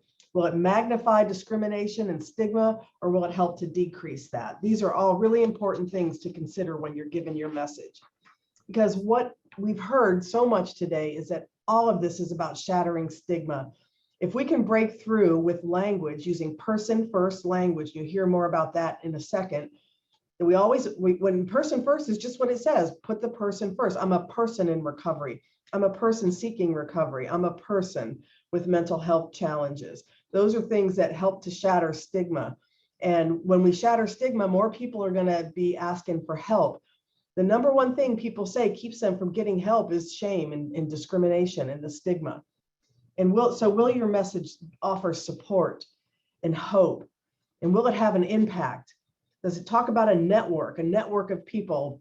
You know, I'm a 12-stepper, and the first word in the first step is what? Somebody knows this. We. Does it talk about a network? I didn't do this alone. You didn't do this alone. We do it together. And does it educate and elucidate? And does it help people with understanding of what this thing called substance use disorder or addiction is? Will your message shine? Let your message shine. So what do we do then? If we're not talking about certain things, what we need to talk about is the solution. We need to talk about recovery, what recovery has given us today. And for most of us, I believe that recovery has given me a much better life than I ever could have even imagined. And hopefully that's the case for you. And that's what we want to share in that message. So we want to move away from some of those old things that people are saying. We may have heard some words that have not been so helpful and encouraging and empowering us. And we want to use some other language that's going to lift up those individuals, and so that they believe that they can get well too. And so we're going to share a few of those different things right now, a few of those phrases that we may want to move away from, like ex-addict or even addict alcoholic. And again, just as Neil had already stated, we want to say a person first, person in recovery. And instead of somebody that's battling or suffering from an addiction, and although that we know that those times can be challenging, we want to, again, address them as an individual, a person living with substance use disorder. It's a disease that we can overcome with the right connections. Again, as I already just stated, addict, junkie, druggie, these words do not help lift up and encourage, but a person who has a problem due to using alcohol or other drugs. And going further with this, and hopefully this is starting to make sense around person first language. We don't talk about relapse here at the Georgia Council. We call it a set. Oh, I'm sorry, it's the wrong one. I'm sorry, I'm one slide ahead. Almost got there being perfect, Brian. We don't want to say a drug offender. Again, that's not person-centered. We want to say a person who's arrested for an offense, a drug offense, someone who's coming out of jail or prison. We want to talk about returning citizens. They're still citizens. This is America. We don't declare war on our own, hopefully. And we want to say that they're not coming out, are not convicts. They're not offenders. They are returning citizens. That's what we want. We want to picture felons, not felons. I had a while before I got over that piece too. I don't no longer call myself a felon. And fortunately, I have just completed my probation as of this past year. And so now I can vote once again. Thank you. I love it, Brian. First time. And it took 7 years, right? Or it took a while. Yeah, 7 years. Crazy. So we don't talk about non-compliant or not willing or not ready. What we talk about is chooses not to at this point. I was at a harm reduction when I was at the COVID conference a couple of weeks ago. A conference where I got COVID. I went to a harm reduction workshop that was amazing. And someone had a big slide and all it said was that compliance does not equal change. You got it? Just because someone mandates you to do something doesn't mean you're going to do it. We know as people in recovery that change is internal and it's about our internal motivation. So compliance does not necessarily mean change, and people just choose not to at this point. If we believe in many pathways of recovery, then we got to believe that it's going to take many people, a lot of different swings at this, and they're going to do it their own way. Many pathways of recovery, but hopefully death is not one. We don't talk about medication as just swapping one addiction for another. Medication-assisted treatment is a recovery tool. It's best decided between a patient or a person seeking recovery and a physician. Medication-assisted recovery is real, And many of you who work in recovery community organizations have more groups where you can actually get support for the medication that you're on. Back 31 years ago, when I got sober and I went into the 12-step rooms, I was told you get off of antidepressants, get off of any medication, because that's not real recovery. Well, we know now that that's not necessarily the case. And if I'm stepping on toes, I ain't sorry. I always step on toes because I'm a lightning rod, but medication works for some people, and MAT saves lives, and it's evidence-based and it works. Absolutely. Thank you for our recovery community organizations that are working with the OTPs to help break down the stigma and help save people's lives. Sorry, So Neil, I'm going to go ahead and let you start it off on this one. You go ahead and finish. Yeah, sorry. We don't talk about relapse here at the council. What we say is someone had a setback in their recovery. Relapse has a lot of supercharged emotions and language around it. And we rarely say someone with diabetes relapses. Relapse tends to have a, you're lapsed if some of us are lapsed Catholics or lapsed Lutherans or Christians. In other ways, we lapse. It has some moral connotation. What we say is had a setback in our recovery journey. And that way, what we're saying is you can always get back in, right? That it doesn't end, and you don't have, and relapse is not, relapse, when you say, if you're a professional helper or a peer coach, and you tell someone, oh, relapse is part of recovery, that's wrong. It was never part of my recovery. Don't set up that expectation. It doesn't have to be, and it doesn't have to be that meaningful. So people have fits and starts with recovery, and that should be okay. Okay. Yes, that prefix itself, is recurring, and that's not the case for everyone. And we don't say dirty drug test, dirty and clean. That's language we stay away from. We can say a positive drug screen. We can say someone who was using alcohol or drugs when they shouldn't have, but saying things are dirty or clean is really language we want to try to get away from. Someone, I don't stay clean. I maintain my recovery, trying to turn it into that positive reframing.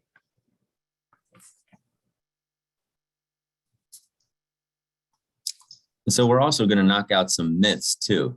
So Neil's going to walk us through this first one. So the language that we use, just like we're changing some of the phrases that we may have heard in the past and using some positive focused language, what that's going to do is help break down some of these myths that some people may still believe.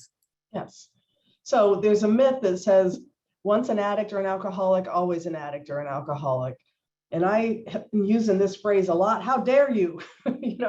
I am so much more than, first of all, we learned we don't want to call someone an addict or an alcoholic. I'm a person who struggled with a substance use disorder, in my case, an alcohol use disorder, but that's not who I am anymore. I am a person living in recovery, because the truth is this, next, hit it. There you go. More treatment strategies and community supports exist than ever before. And even more are on the horizon with people like you. So recovery is not only possible today, it should be the expectation. If you work in a facility and you're telling people, hey, only 1 out of 10 of you are going to make it, or 2 out of 10 of you are going to make it, that's setting up the wrong expectation. How different is the message if you say, everybody here has the opportunity and has the ability to get better and to get well? That's what we want to hear. Absolutely. Yeah, this one's me. Just on that same note, that previous myth, I'll go back to it real quick, where you were just saying that I never loved hearing that only 1 out of 10 of you was going to get well. And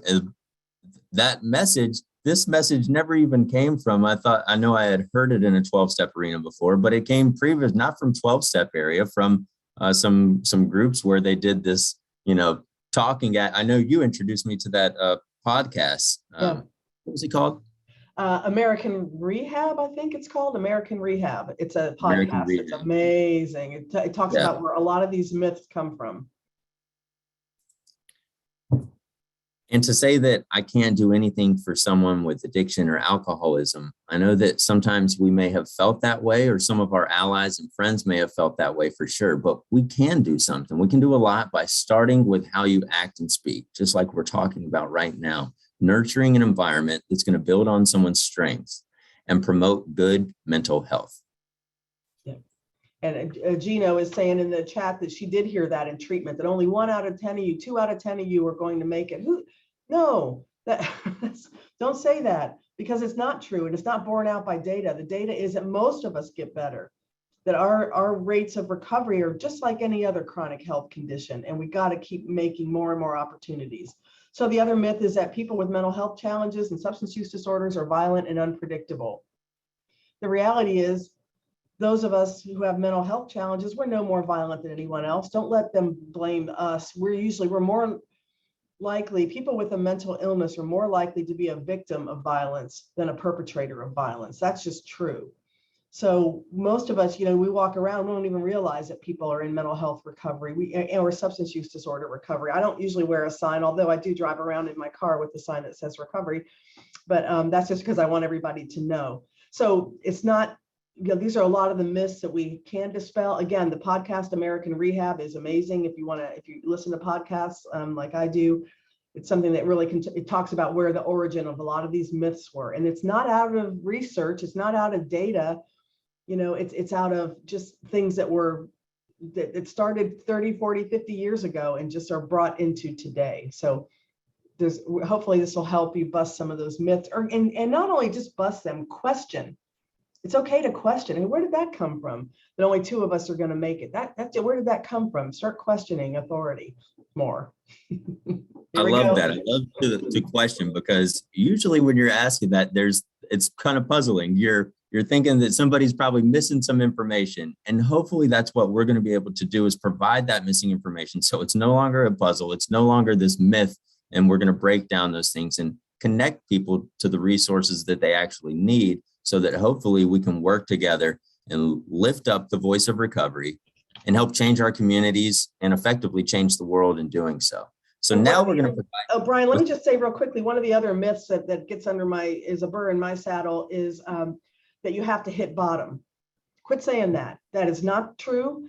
People can pull it out. We always say that the elevator gets off at every floor. People pull themselves up from all levels. You do not have to hit bottom, especially people that, with the opiate crisis. If you tell people to go out and do more research, their next hit might be fentanyl, and it might be their last.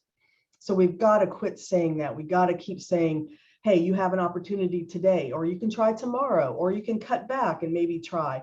There's language and things we can do. That myth of hitting bottom is just that. It's not real. It doesn't have to be real. Yeah, it's tragic when so many people end up losing their lives. And I would hate that, I don't say that word much, but I would hate that if anything that I said could have been done differently to encourage and empower someone a little bit more. And so we want to make sure that our language is not going to degrade or push someone away from the idea of recovery. And I know it's not upon us about what happens with someone else, but if we have the ability to change the language that we use to give someone a little bit more hope, to hopefully help save some lives, then we want to do that. I know there've been so many people that are probably on here right now, and I keep hearing it so often. I've been to funerals this past year, and I don't want to keep going to so many. So let's do what we can. And we're going to use this time now to create some helpful tips so that you can work on creating your message. You heard my introduction a little while ago, and we're going to allow you to think about how you can create your message. So there's some few things that you just always need to do. And one is consider who you're talking with and why you think they have an interest in recovery. Well, generally speaking, you could probably ask anybody that you know. And most likely they have a family member or a friend who's in recovery or still experiencing some substance use and or mental health challenges. So with that being said, you want to ask a few questions as you're creating your message. And hopefully you can, if you do what we say after this, you're going to be able to answer those. So you need to know who your audience is for what you're going to say to them. And what do you want them to think about recovery after you're done talking? Do you want to think that recovery is possible for them or the family member or their loved one that they are thinking of? Do you want them to feel connected and inspired so that hopefully they do something, whether that's just changing their language, or maybe you're speaking to an elected official like some of the folks that we've had on this call already, so that you can advocate for some serious changes in our legislation that's going to help support and lift up the voice of recovery. So who are you talking to? I'm a person in recovery. Are you talking, or who are you? A family member of a person in recovery, a friend of a person in recovery? I work as a certified peer specialist or a CARES CPS parent or a CPS youth. I'm just curious about this topic, or I'm a professional helper, a counselor, or a clinician working with people seeking recovery, or someone else. So think about that, who you are, and what perspective you want to come with this message. And again, this actual message is on page 14 and 15 of the ebook. And so it's really important to think about what experiences of recovery your audience can relate to and what your key message is. It's one of the things, sometimes there's people who want to talk and they're red-faced and they just don't get this thing called recovery, and they say, you people are expensive and you don't want to get better, and you how do I know you're lying, your lips are moving. People who really have a preconceived notion of who we are as people seeking recovery. And a lot of times that is born out of personal experience. They are touched by addiction, touched by mental illness, and they don't have the experience of recovery. We can be that first experience. I've often been told, you're the first one I've ever seen stand up in front of people and say you're in recovery, because we just didn't do that very often. So we got to think about what our key message is. And then if you're advocating for something specific, be sure to tell your audience, whether it's a person or a room or maybe call to testify in front of a Senate hearing. Senator Kirkpatrick is on here now. I know we've got to let her jump in, but you may be testifying in front of her. What do you want to say to these legislators? What do you want them to know? What do you want them to know? And what are you advocating for? It's really important to have that down.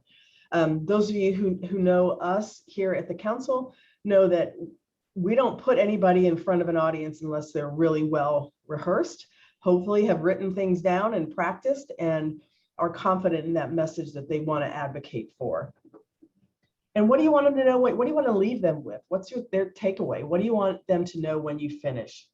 Are you advocating for recovery? You want to show recovery is real. I have a family member who's recovery is real. You want them to know that we contribute to society, that we've come through something difficult, but everybody's come through something difficult. And the things that help other people come through something difficult are the same things that help us, right? For me, it was family, it was support, it was good information, it was doing something else for others. Everybody has been through something difficult in their lives. So if you're not talking to a group of people who are actually in recovery and know what that experience is like, you're talking to people who've been through difficult things. This is, especially these last 2 years, we've all been through some difficult stuff. And the things that help them are also the same things that help us find recovery. So the message, hopefully at this point, you're going to answer some of those key questions by addressing who you are, a person in long-term recovery, which means I've not used alcohol or other drugs, or I've maintained my wellness from my mental health challenges for long-term recovery has given me new hope and stability. For me, it's created a better life for myself, my family, my community, speaking out so that others have the opportunity to get better, and you can add what makes it unique to your story. So hopefully it could look something like this. So my name is Neil Campbell. Hello, my name is Neil Campbell, and I'm a person in long-term recovery. And what that means for me is I have not used alcohol or drugs for the past 31 years. In fact, in July of 2020, I turned 60. So that means I've been in recovery a little over half of my life. This half has been better. Today, because of my recovery, I'm a better wife, I'm a better mother, a better grandmother, a better neighbor, and a better friend. I own my home, my car, I vote, I pay taxes, and I work in the job of my dreams. And actually, I have one grandbaby on the way, and one that was born in October 18th, 2021. And so I'm going to have another grandson. So I'm going to have a total of 5. I got my basketball team I've always wanted. But today I choose to speak out about my recovery because I believe that everyone deserves the same opportunities that I had to get and to stay well. So now it's your turn. think about this. Think about what you want your message to be. You got some helpful hints in the ebook to talk about it. We often give recovery, Brian and his crew are out there all the time giving recovery messaging training. Not only that, we teach recovery messaging training. If you want to teach your community, your a group, a church, we've done this in many churches and faith organizations, churches, temples, ashrams. We've been everywhere, and we will teach recovery messaging because it really is, words matter. Words create worlds. And if we want to create a world that supports recovery, we got to have the right words. So I thank you all so much for your attention. Brian, do you want to take us out? Sure. I just wanted to, I'll just say thank you, everyone, for participating with us today. I appreciate you joining us, and thank you for helping celebrate everyone that wished me congrats on the 7 years. So I love all of you. Thank you all. And we'll go now to Jeff as we transition again. Thanks, y'all. Thank you, Brian and Neil, for that wonderful thing. I want to quickly go to a very special champion for recovery. She's down at the General Assembly. She's on and off of the Senate floor. And here she is, Senator K Kirkpatrick. Hi, everyone. Thank you so much for inviting me to join you. She's back on mute. Senator, you're back on mute. Let's get her off mute.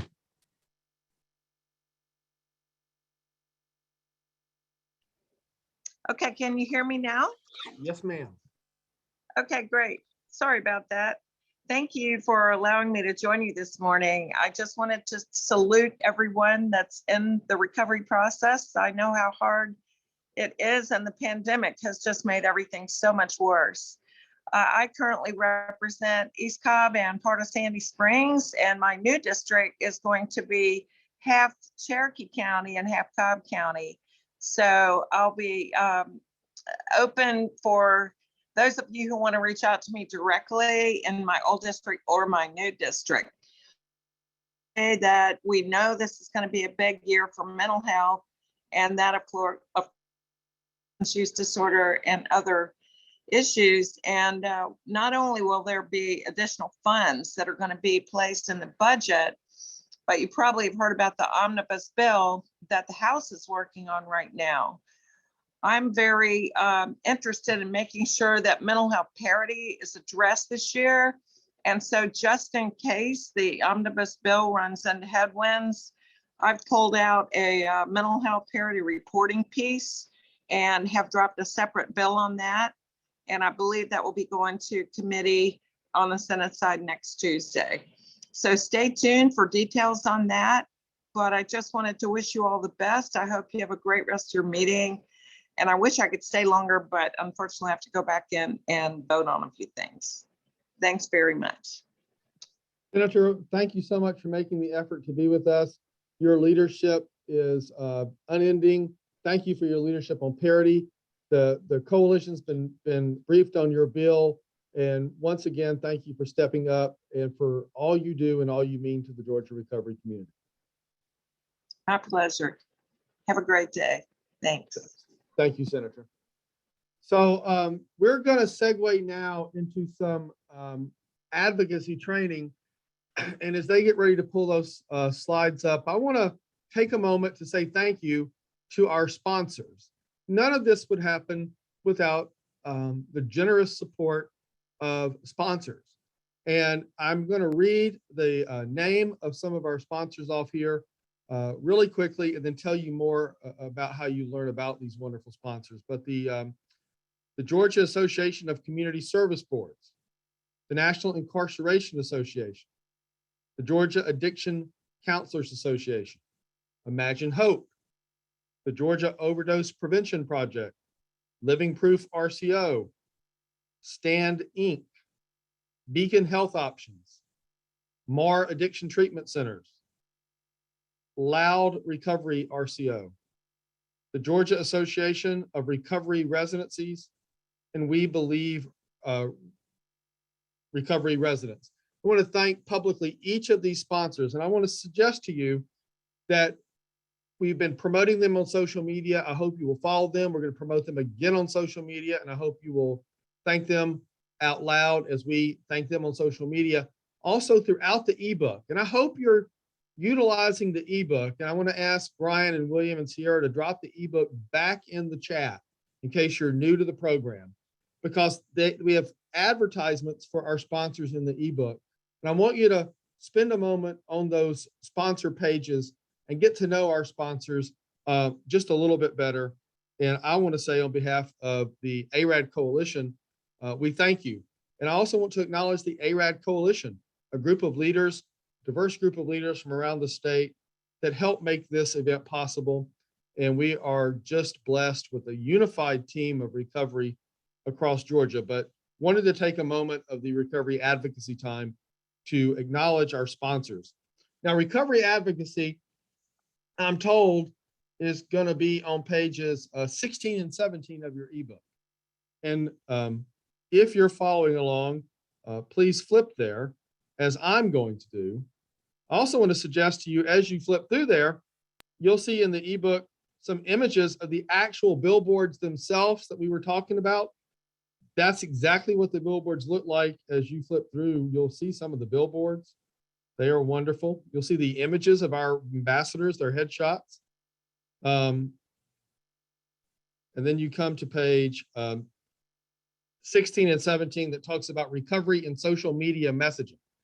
So during COVID and after COVID, social media is a key way to connect with stakeholders and to influence the debate and conversation.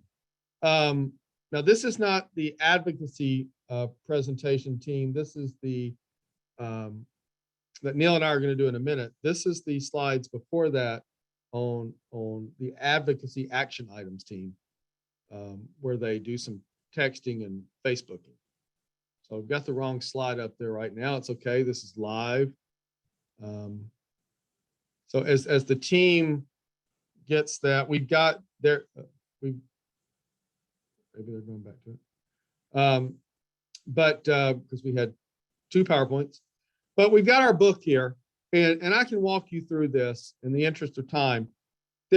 We can actually advocate right here, right now, live from ARAD, and I'm going to encourage each of you to do it.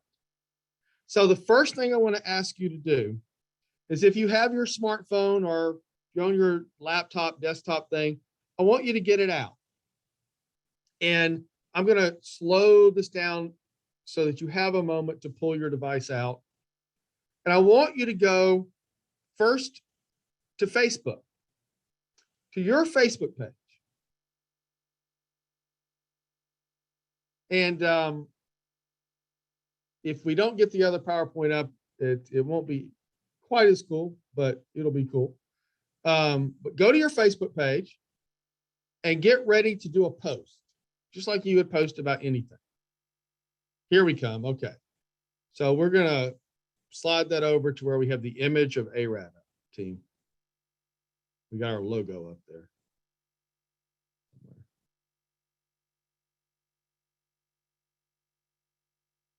Okay, let's pause it right there. I want you to look at those hashtags. Everybody look at those hashtags. You can take a picture of them. But those are 3 hashtags that I want you to use in your post. GA Recovers, GAPOL, and ARAD 2022. So I'm gonna let you write those down, make a note. And then we're gonna go to the next slide. You can screenshot that picture. I'd like you, go back to the logo. I'd like everybody to take a screenshot of that picture. So that can be the picture you put in your post. So we're gonna leave that up there for a minute for you to take a picture of it with your phone.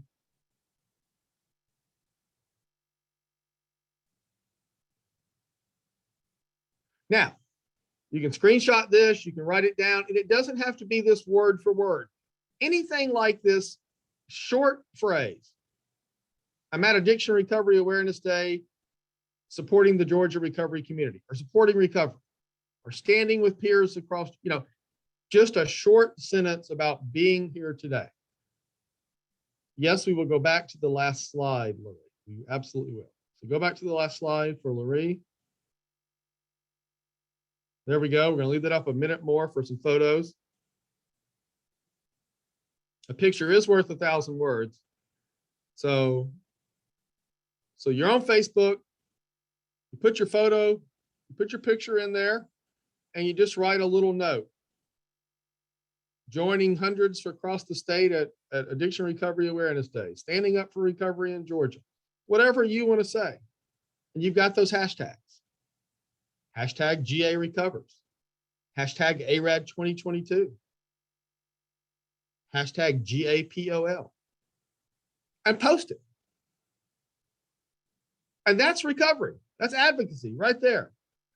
And if you do that and you're on Instagram, put it on your Instagram page. And if you're on Twitter, put it on your Twitter page. And if you're on LinkedIn, put it on your LinkedIn page. And whatever platform you're on. But just that short, simple note that you're here today is actual advocacy. Neil's putting those in the chat box. Thank you, Neil. So why do we use hashtags? Because reporters know these hashtags. Stakeholders know these hashtags. And they can go straight to the hashtag and see things. So GAPOL is used for all kinds of political stuff in Georgia, not just recovery and addiction. I mean, for everything. It's where people at the Capitol and reporters go to follow political news in Georgia. That hashtag GAPOL, that will be seen by many, many, many people if you tag that. So we're just going to pause here a moment to let us do some real live advocacy as you scroll through some of your platforms. And if you don't have the time to do it now, you can do it throughout the morning and throughout the day even. But I'm going to just kind of pause as you do that and let us actually advocate. And I'm encouraging everybody to do that. Speakers, staff, peers, friends, allies, supporters, sponsors, everybody.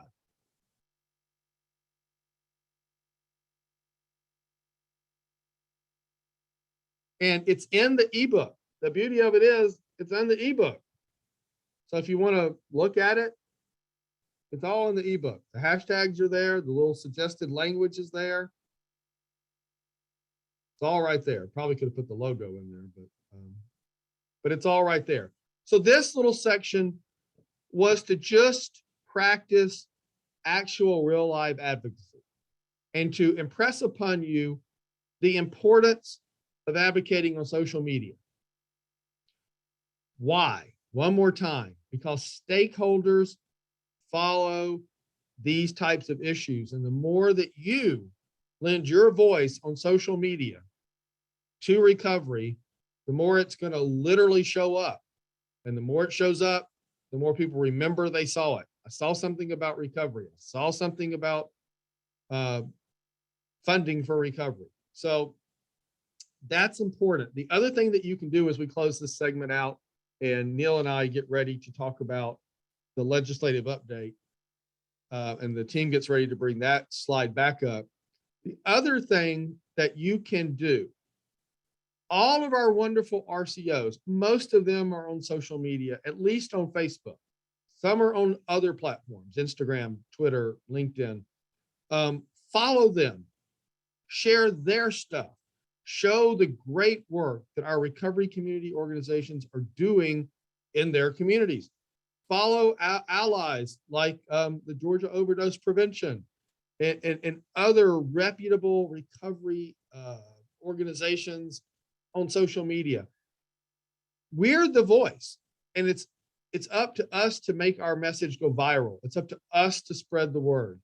And you know, if you walked away with nothing else today from my perspective, other than a renewed commitment to be active on social media from the comfort of your home for free, that's a free way to support advocacy. So thank you for your consideration of that. We're going to segue out of that now into a legislative update. And I'm going to let Neil Campbell open us up a little bit as I rest my voice for just a moment. And then I'll come back on and Neil and I will do this presentation together. So if the team will pull up the PowerPoint, Neil will take it for a moment.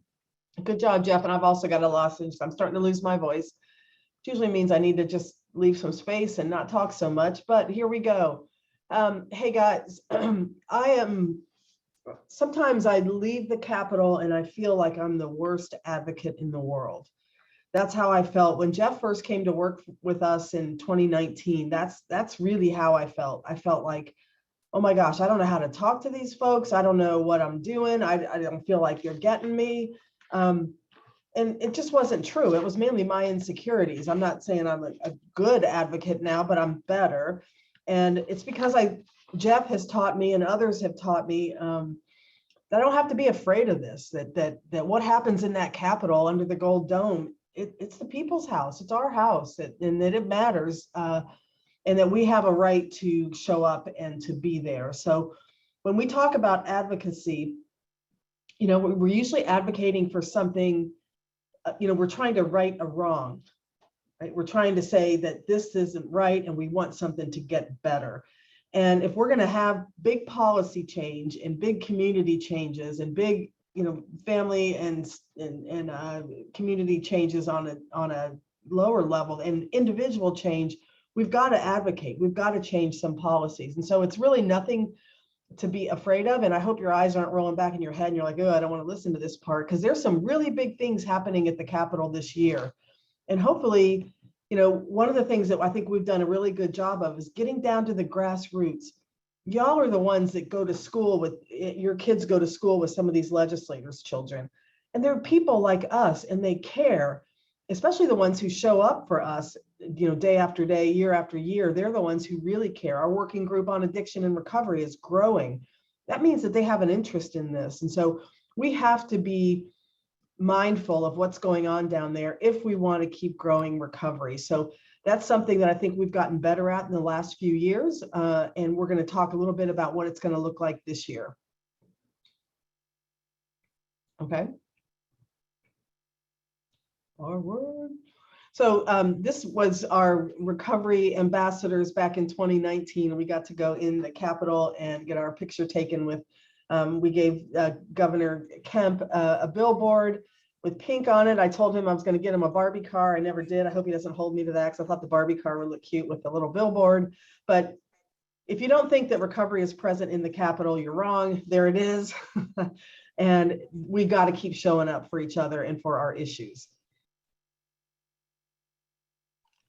Go ahead, Jeff. So to that point, I want to reiterate that we are leading and part of coalitions that are advocating at all three levels of government. So locally, as Chief Pursley so graciously was on today to talk, I think he's still on, to talk to us about, is that Georgia Communities Working Group on Addiction and Recovery. That is your local elected officials and senior appointed officials working with us in local communities, county and city level, if you will. Then over there, you see the General Assembly Working Group on Addiction and Recovery. Those are our allies working, if you will, at the state level for state government.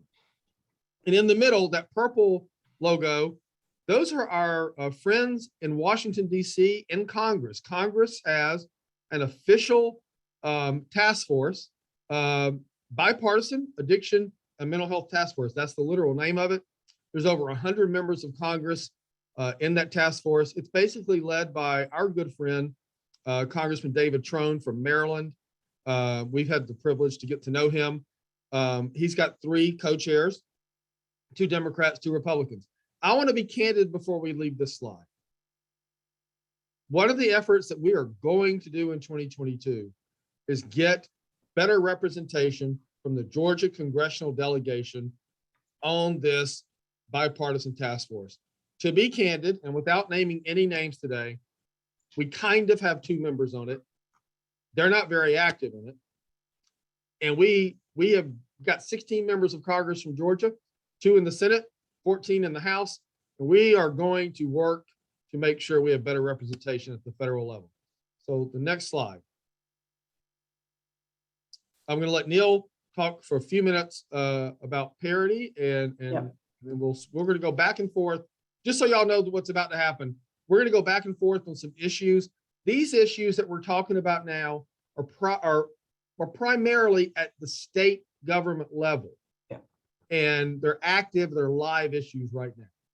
Yep. And so the Omnibus Bill is something that it's supposed to be for both behavioral health, for mental health and substance use disorder. It's the result of a mental health, behavioral health task force.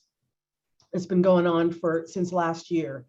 And what we're going to talk about today, and I believe Helen's going to come on in a little bit, Jeff, and talk about parity, the issue of parity, and she breaks it down really well. But basically it's saying those of us who have a behavioral health condition should not have trouble accessing private insurance or public insurance at any worse rate than people with physical health conditions, that we should be seeing. This was the Behavioral Health Parity Act of 2008 passed, and parity never got implemented in some states, Georgia being one of them. And so we're working with the Department of Insurance to hire and train staff so we can actually have a voice and make sure that insurance benefits cover behavioral health. And there's some specific things that they're going to be asking for, and I'm sure Helen will go over that in a minute. But parity is you're going to hear that word a lot. If you remember last summer, we did a couple of different town halls about it. Laura Colbert helped us out with that, and we work a lot with Georgians for a Healthy Future. They're a great organization, but the mental health advocates and us are fighting for parity in the Omnibus Bill that's going to be announced tomorrow. Right. And Neil, before you go away from this slide, just a reminder, 11 o'clock tomorrow, South Steps, inside the Capitol, South Steps. I'd get there before 11, but if you're in a Metro Atlanta area and it's convenient, you're more than welcome to come down and just sort of add a presence to that event tomorrow. Okay. Also, when we talk about, sometimes people look at us, especially there's been a lot of money flowing down from the feds. And if we haven't pushed for this as much as we are going to in the future, because we want to make sure we're with everybody on this, but we would love to see more addiction recovery support centers or RCOs. You are serving so many people. You don't have to have a diagnosis. You walk in, you get some peer support, you get to feel better. We're going to, if there's funding available, we want to expand the RCO program. This is selfishly, our peer support warm line, our CARES warm line, has increased exponentially during the pandemic, because the opposite of addiction is human connection, and people want to connect. And we're over 2,000 calls and texts a month, and we would love to see that expand. Also with our virtual all recovery meetings, those are helping a lot of people every day. We would love to see some funding for that. And then we have between 65 and 90 applications for our CARES academies every time we do it. We're now at 5 times a year. We would love to see more, an increase in that funding, because there are so many people who can't get into the CARES training. So we would love to see that as well. And next. Go ahead, Jeff. Another issue that is very important, and I want to give recognition to Jen and John at Reboot Jackson. This is a perfect example of how RCOs organically are beginning to go on the offense and grow recovery advocacy. They were in touch with first responders doing advocacy work locally. And the short version of this is, to be candid, there's not enough Narcan as cases increase during COVID for first responders in general, but especially acute in rural Georgia. They just don't have the support in the private sector to make up the difference. And so we're working very closely with the team at Reboot, and they've been down to the Capitol several times already. And whether we have legislation or policy changes, but the bottom line is we're going to work with first responders to get the message to our stakeholders that we've had an increase during COVID of cases. We must have an increase of Narcan available to save lives. And that's a very important issue for us this session. Next. So we also are working on expansion of the workforce. So look, we all see the news, and we know about what jobs are like in this COVID environment. Healthcare in general, no exception. So I do want to acknowledge that this seems to be something that the governor, Commissioner Fitzgerald, Democrats, Republicans alike are talking about, the reality that we must expand the workforce. No doubt that's going to happen. The key here for us is to make sure it happens in a way that's peer friendly, in a way that our issue is addressed in the conversation. So we're working with the leadership to make sure that as they expand the healthcare workforce, that they expand it in a way that's peer positive. Just if I could go back real quickly, Jeff, I just want to, we're going to hear from Dr. Mancini in a little bit, but we are always asking for increased access to culturally and linguistically appropriate care. And both Brian Ramos and Dr. Mancini are going to be talking about that in just a minute. Okay. And then we want to also, we promote, and we know that on the mental health side as well, that telehealth has been actually a good thing for a lot of people, that it's helped keep people connected. And so we want to promote ways for that to happen and make sure that there are subscribers. You heard the Attorney General say that rural communities don't have access. Sometimes they don't have broadband out there, and they don't have access to telehealth or other public health services. So we want to make sure that health education gets to everybody. Okay. And you or me, Jeff. So this is actually happening to emergency crisis and response. We know that when our people are having crisis often in communities, it's too late. What can we do ahead of time to help people not get into crisis? That's always our first preference. But when it does happen and law enforcement gets called, oftentimes we end up in jail. We want to make sure that we have co-responder models where we have law enforcement either being trained by some of the professional helpers who really know how to de-escalate situations or how to help situations, and also with peers, clinicians and peers both. The 988 number crisis response system is coming.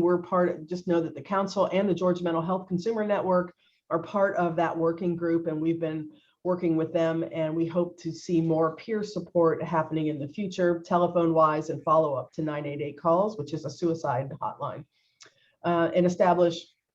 We'd love to see more behavioral health community centers. SAMHSA is really, the Substance Abuse Mental Health Services Administration are really promoting these BHCCs, which are sort of one-stop shops. We also need respite care and more peer support, wellness and respite centers. All right. And then early identification and prevention, as we all know, there's a lot of good data around identifying mental illness early on. Same with substance use disorder. Those of us who have a substance use disorder, 90% of us started using alcohol and drugs before the age of 18. I know that tracks with me. You could back that up about 8 years for me, but we know that we need to have not just mental health with like first episode psychosis treatment. We need to have more gatekeeping in schools. We need to have, one of the things that we've been doing this past year and a half is how to have compassionate teaching school personnel how to have compassionate conversations with students so that you can stop a crisis early on. Okay. And I think, Jeff. And then another issue that we're going to be building a conversation on is this concept of tax credits for recovery. Other states have passed legislation that support particularly small business owners, local business owners who are willing to hire people in recovery. And the state supports them with tax credits. But Georgia has a long history of tax credits, and I'm not here to comment about them other than to say we have them. And if we have them for other entities, we want to begin a dialogue of, well, how do we use what we've done legislatively to support our community?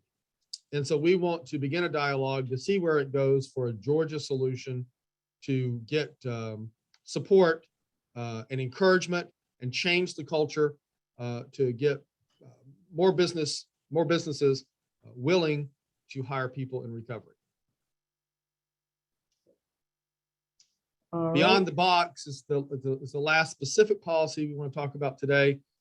We are privileged and proud to be part of a wonderful coalition, Patrick Rodriguez and the team that he's assembled of current college students, college professors that are looking to break down discrimination.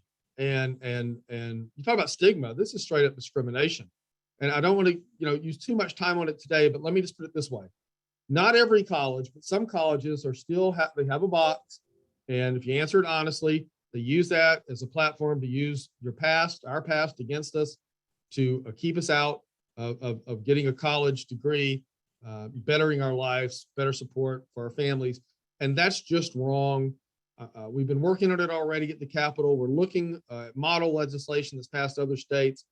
But Patrick, we're proud to be part of your coalition, and we're committed to working with the team at Beyond the Box. Okay. I believe is that it? Yeah. we're So going to go back to Neil, and she's going to share some things about the council's work across Georgia. yeah, those are some specific things that we can do. And I'm going to put the PDF of this document, the final, Jeff, in the chat box, so you guys can have this, so you can follow it. But also know that we have some ways to stay in touch during this legislative session before we move on. We have a newsletter, monthly newsletter called The Impact. The impact is in our mission. Our mission statement is to increase the impact of recovery in our communities through education, advocacy, training, and peer recovery support services. So the impact comes out. You can go to our website and sign up for it there. We have the CARES Warm Line, 8:30 in the morning until 11 at night, 7 days a week, 52 weeks a year, 365 days a year. You can call and talk to a wonderful recovery coach who's going to treat you with compassion and respect. We also have the Georgia Recovery, GA Recovers Recovery Community. That's a Facebook page, right, Jeff? It is. That you can hear that people update recovery events and activities all over the state. I don't know any other state that has something that's so much like this. We also have the license plate. Please order your license plate. It'd be great. We will start having Zoom meetings again next month, where town hall meetings where we have either different issues. We're going to follow the legislature and make sure that if there's something we all need to get together about and huddle up and start advocating, you're going to be able to see these town halls, and we'll also have some special guests. And then I want to give a special shout out to our virtual all recovery meetings. These started in 2020. And a special shout out to Candace Savannah and all her Phenom squad who are on the call. They staff these 7 days a week, 10 in the morning and 7 at night. You can just call in, Zoom in, and get support for your recovery. They are amazing. This is something that we started because we didn't know what else to do when the pandemic hit and everybody got sent home. So we know we needed to stay connected. So the Phenom Squad is exactly that. The virtual all recovery meetings are just everything. So thank you for that. I think that's it, Jeff. Well, just a reminder, as I'm prone to do, also follow the council on social media. We're blessed when you do. We are on, well, and this slide needs to be probably updated, but we are on Facebook, Twitter, Instagram, and LinkedIn. And our LinkedIn page is taking off. We're pretty proud of our LinkedIn effort. And if you are on LinkedIn, we hope that you'll join the conversation there. So follow us on social media. And with that, I do believe that brings us to a close. Neil, I'll let you close this section out. And thank you all. Don't be afraid, be engaged, be loud, be proud, learn how to be a lightning rod, but effective lightning rod. And I stuck the PDF of that past PowerPoint in the chat, so you can have that and you can keep up with us during this legislative session. Thank you so much for your time. Now we're going to go to some speakers, and I'm going to say this out loud for the benefit of the speakers. But before we do that, I'm going to ask William and Sierra and Brian to drop in the chat the link to sign up as a volunteer for the Georgia Council on Substance Abuse Volunteer Advocacy Team. Some of you already have, and God bless you for that. We thank you. But if you've not actually signed up, so that we have you on this special email list that we put over here, you know, and I can actually read the email electronically because none of us have good handwriting. Please click on this link and sign up. The several hundred of you on here, if you're not on that list, you will grow our list, and we want to grow that list today. Today, we want to use this advocacy event to grow our advocacy list. We're creative that way. So please click on this link. They're going to put it up 2 or 3 times before we adjourn at 12. So that's that. Now to update the next speakers coming up, because we had some live, it's all live, y'all. So we roll with the punches. But we're going to go, coming up next will be Helen Robinson. She's going to be followed by Dr. Mancini, who will be followed by Kenesha Washington, who will be followed by Brian Ramos. We've Senator Al was going to talk to us for a minute, but now they are in a series of votes that she cannot get off the floor.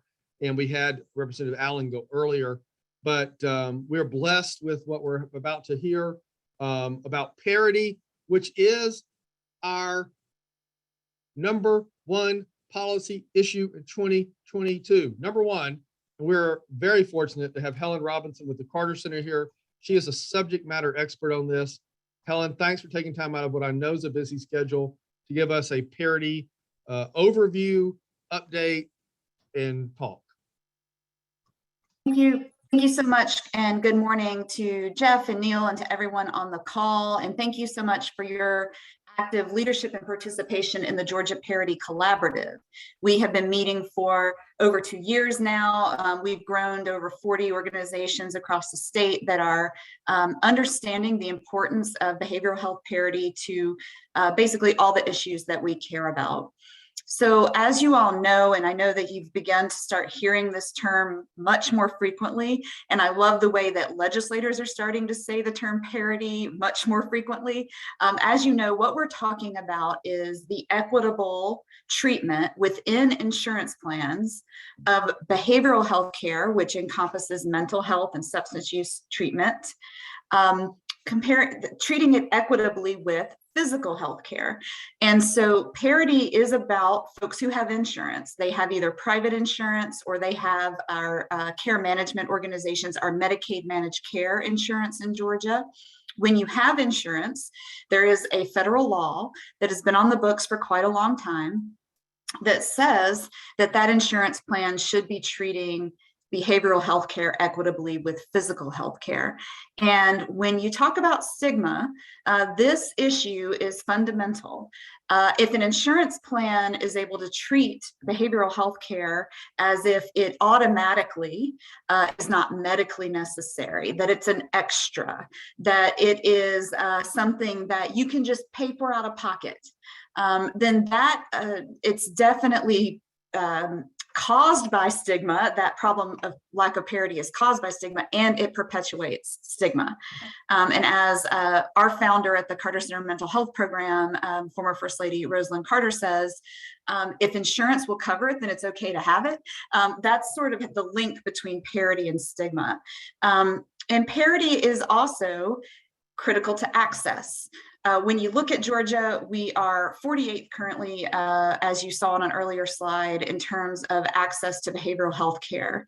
And a lot of that comes down to cost. People simply cannot access care because they cannot afford to pay out of pocket or to pay really high copays when their insurance refuses to cover their needed treatment.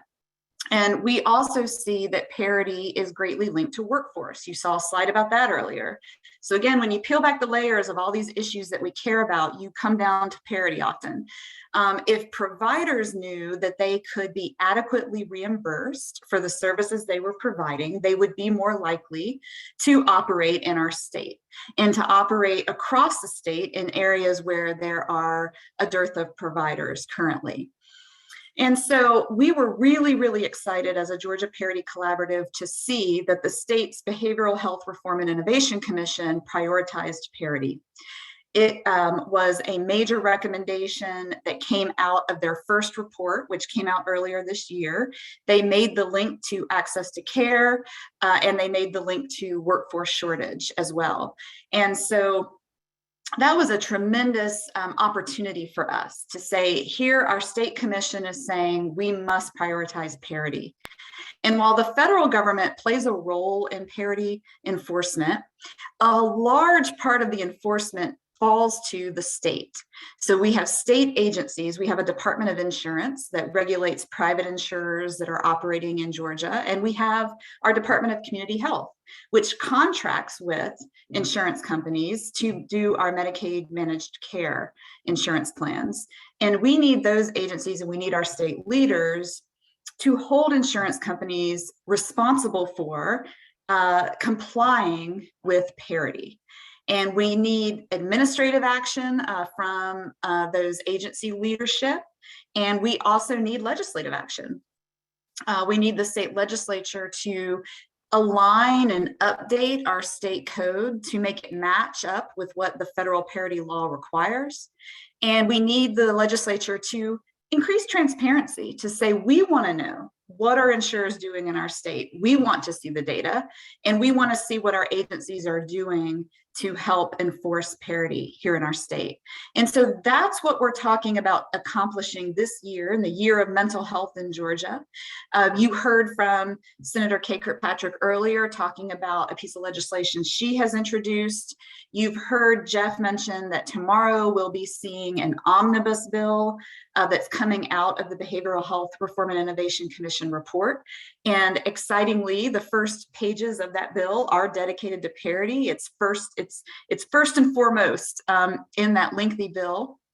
There are other things, and advocates should definitely take a look at all of the pieces of that legislation, but parity will be there, and we'll be excited to see that tomorrow. And what we would like all advocates across the state of Georgia to do is to make sure that your own elected officials know that you want them to prioritize parity. Make sure they know that word, make sure that they're saying that word, that they are making it a big part of this push to make this the year for mental health.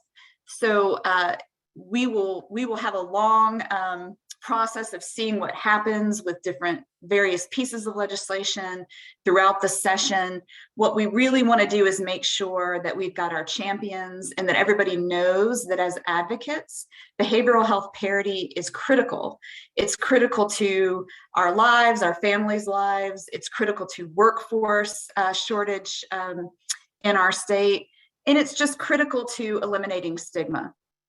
And so we've got the momentum, we've got the wind behind our backs. It's an exciting time to be an advocate for mental health care and behavioral health care in Georgia. I hope you feel that excitement. I hope you get on board and help us push for making real change, transformational change during the next couple of months. This really is our opportunity to not just get some low-hanging fruit, but to get something meaningful that can really improve our lives and our state. And I'll just end by saying, Jeff, how important parity is to early intervention. There was a slide just before my talk that talked about the importance of that.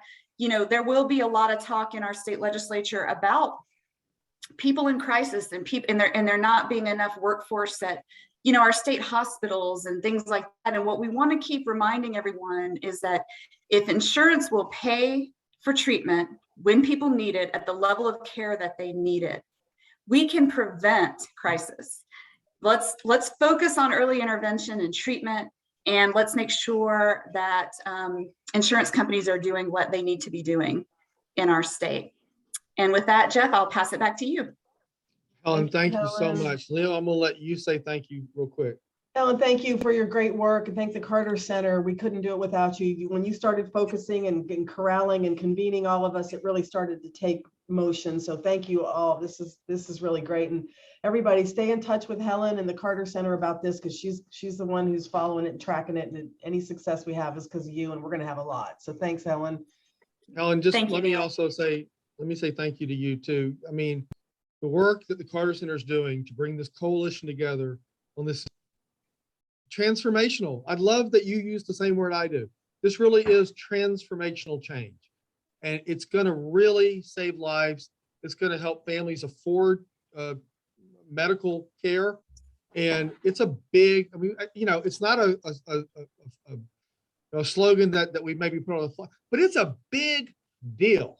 That's what it is. And thank you for your leadership on this. Thank you so much. And this is live, and Neil and I didn't necessarily talk about this, Neil, but I suspect you'd like the privilege of introducing our next two board members. If you'd like to bring them up, I'd like to let you have that privilege. Yeah, thank you, Jeff. Sure. You know, I love my board. My board so far loves me. They got to reel me in every now and then, but all of you who run a nonprofit know that you're nothing without your board members. And I've got a great board chair, Gwen Skinner, and Dr. Mancini has been with us and with me. I've known him since 2005. He's a true leader around the country. Pierre, Luigi, I just can't thank you enough for all you do to support the council and the staff. I know you're always looking out for people who really need recovery, and you are an amazing voice on our board and an amazing friend to me. So you guys, this is Pierre Luigi Mancini. Be great. Thank you so much, Neil. Thank you, Jeff, for having me here. Everyone, my name is Pierre Luigi Mancini. I am a person in long-term recovery from addiction by the grace of God since April 23rd, 1985. I know I only have a few minutes, so I'm going to share a screen and I'm going to make it very brief because I want to talk to you about something that is extremely important, not only about treatment and recovery for the Hispanic community in Georgia, but I want to expand that. I want to expand it to include other special populations. So, you know, Nelson Mandela said, if you talk to a man in a language he understands, that goes to his head. But if you talk to him in his language, that goes to his heart. And I really want to do that when I present this to you. So the special populations that I've been working with include immigrants, refugees, asylum seekers, unaccompanied children, those that have limited English proficiency, and the deaf and hard of hearing. We cannot forget about that population. We have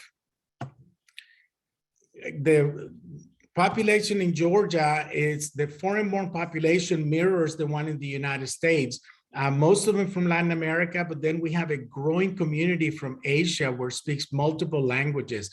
Georgia has today over 1 million foreign-born individuals. That's 11% of the population. So Georgia really needs to step up and do something better than what we're doing right now. And we also see that the racial makeup in Georgia continues to change, and we continue to have more and more people identifying by more than one race.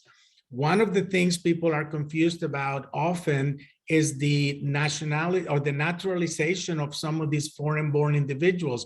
Well, 46% are US citizens. So these are individuals, you know, every immigrant I've met wants to be better, comes here to better themselves, they contribute to the economy, and they work towards citizenship. It just takes a long time. And when it comes to Latinos, there's over 1 million Latinos in Georgia, 11% of the population, and 70%, almost 70% are US born. So we also have to identify that when we speak about Hispanic and Latino communities, we're not all immigrants. I mean, I'm an immigrant. You couldn't tell because I used to have an accent, but you know, I don't have one now. And then only about 40%, 30 to 40% are foreign born. So, but these are all languages in Georgia that are spoken in households, and we need to continue to serve this community because right now we have 47% of that over 1 million foreign born who speak English less than very well. So what that means is that they don't have access to recovery or treatment. Now, the Georgia Council, and I do love Neil, I do love everyone at the Georgia Council, and that's why I've been involved with them for so long. They are stepping up. I mean, they have programs in Spanish. They reach out to communities, and they're not just doing it for, you know, lightly. They spend the time, they spend the money to be able to do it right. So we have 500,000 people in Georgia who don't have access. They have some access to Spanish, but the other languages were really lacking. And here's the part where, when I was talking to Jeff, he said, make sure you mention that, because here's where the confusion lies. There are 4 aspects to language fluency: to be able to speak, read, write, and comprehend. And people are confused about that because if someone talks to you in English and they're able to tell you a basic thing about their job, the example I use is a mechanic. A mechanic, even if they're foreign born, they speak a little English, they can tell you everything that's wrong with your car perfectly, in perfect English, and that it'll cost $750 because everything costs $750 when you go to the mechanic. But if you ask him to tell you about his addiction, about his depression, in English, they're not able to. They don't have the fluency. They don't have the skill. So we need to continue to work in that. We need to continue to help people understand that we have 500,000 people suffering in silence, but now is the time to act. I've submitted some unsolicited proposals, which I think the policy partnership picked up. I think we need an Office of Cultural and Linguistic Responsiveness at the department. And actually, every department probably should have one. And I think that we have solutions for workforce development because there are bilingual clinicians from other countries who are here ready to help, but we have many barriers in helping them practice here. With that, I'll stop. I'll turn it back to you, Neil or Jeff, and I love you guys. Thank you for the invitation, and I'm really proud of all the work you continue to do.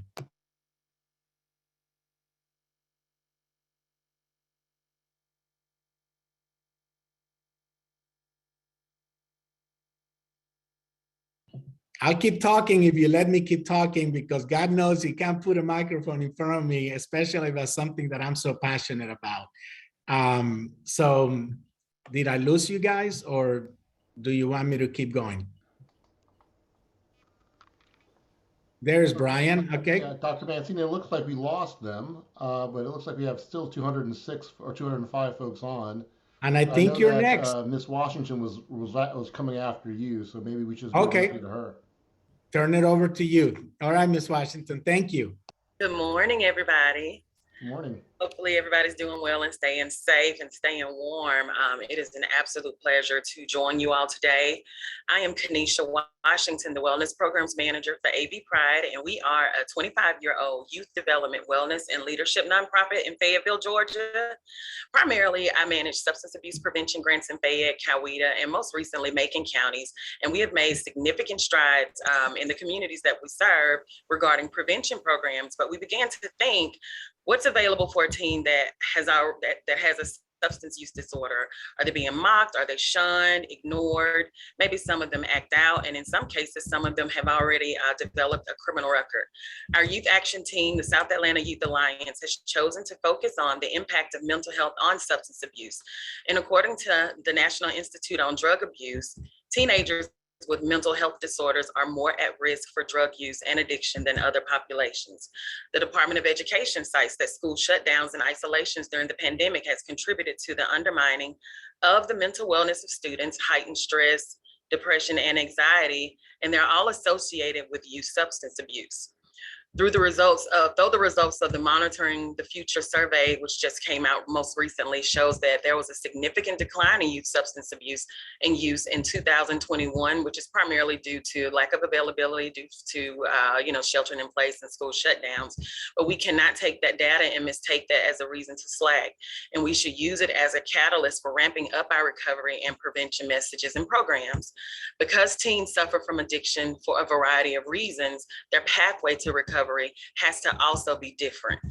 The steps necessary for recovery must depend upon their family dynamic, existing physical and mental disorders, and the environment around the home. Every path to recovery must include some kind of support. Remember, recovery is for every person, every family, every community. And we should all want to be able to connect those with substance use disorders within our communities with local professionals who are equipped to provide and guide them with the kind of support that they need. In our approach at AV Pride to address the total wellness of our youth, we've intentionally created relationships with recovery professionals within Fayette and Coweta counties. Some of our partners include Hank Arnold at Coweta Forest, Bonnie Wozniak from Pathway Homes, Attainable Dreams with Jenny Eunice, and In Ryan's Name with Doreen Barr. In our efforts to provide regionally based prevention programs, we have been able to celebrate recovery and provide local resources to the community at all community events, working towards removing the stigma and negative biases. I encourage each of you to bridge the gap between prevention and recovery in an effort to better serve your communities. Track local data, team up on training, support each other's community events, and even partner up on some. Be intentional. There is strength in collaboration. The future of our youth is in our hands, and we want them all to know that recovery is very real and attainable for all. And I'll hand it back over to you, Jeff. Jeff, you back? Are we back? Hey, we're. Thank you, Kenesha. You're welcome. Mancini. so quickly, we're having some sort of internet connectivity situation here, but Bianca,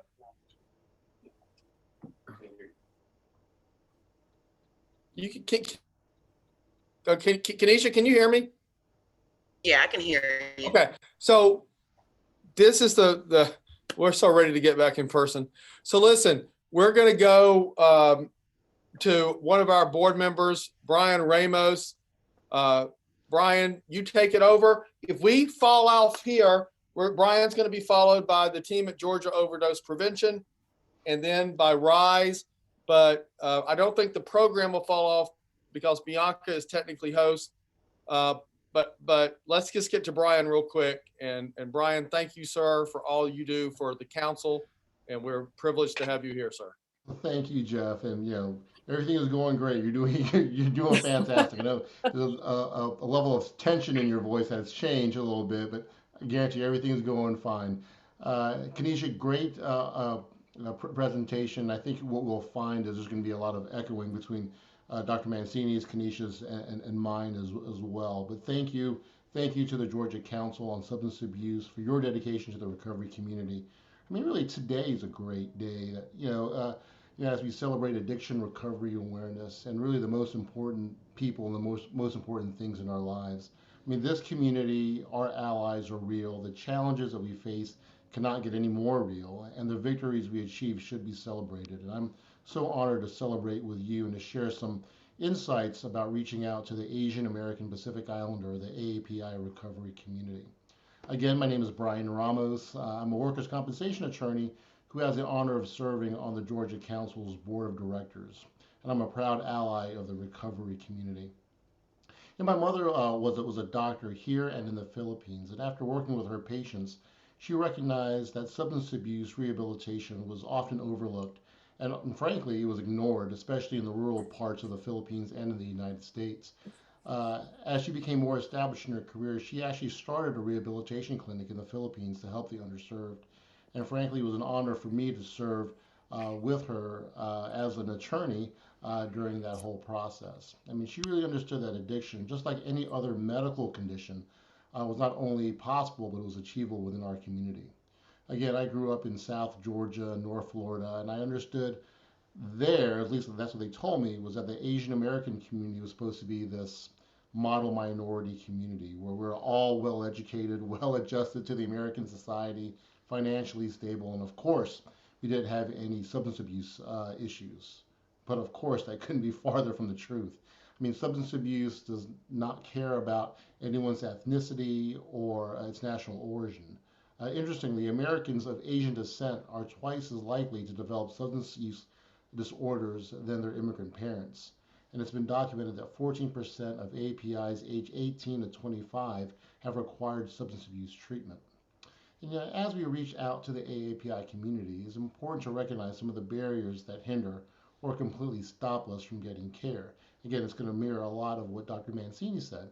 The resistance is often based, in the Asian community in the cultural differences and how we've handled substance abuse disorders back in the home country. I mean, our family members, I hate to say, were often abandoned and really just faced open hostility. And to say that the AAPI community is hesitant to ask for help is a really big understatement. Again, the vilification of people needing help and the perceived shame that substance disorders tended to carry, I mean, they're really significant in the Asian American community. And it is clear, like everyone else has probably has echoed, that this stigma has to stop. And the only way to stop it is to address it and to showcase leaders and other members of the community, just like all of us. And knowledge is paramount. Again, back in the home countries in the Philippines, in many Asian American communities, there was no council on substance abuse advocating for the recovery community. And then with that backdrop, many Asian American immigrants are just simply unaware that our organizations exist. Therefore, I cannot say with enough vigor and enough enthusiasm to say how important, how crucial the billboard, the social media, the messaging campaigns, and the inclusion of AAPIs in events like today really matter. And also as we do the outreach to the AAPI community, the communication in language is also so important. Like Dr. Mancini said, unlike the Latino or the Hispanic community, APIs don't have a shared root language like Spanish. While many of us are trying to desperately become English proficient, I mean, they're not. And getting the word out in as many languages as possible is just so critical. And also too, once we get the word out, the language access, while that's very important, it's very important to train providers on the cultural competency as to the AAPI communities. This one size fits all approach just really won't work.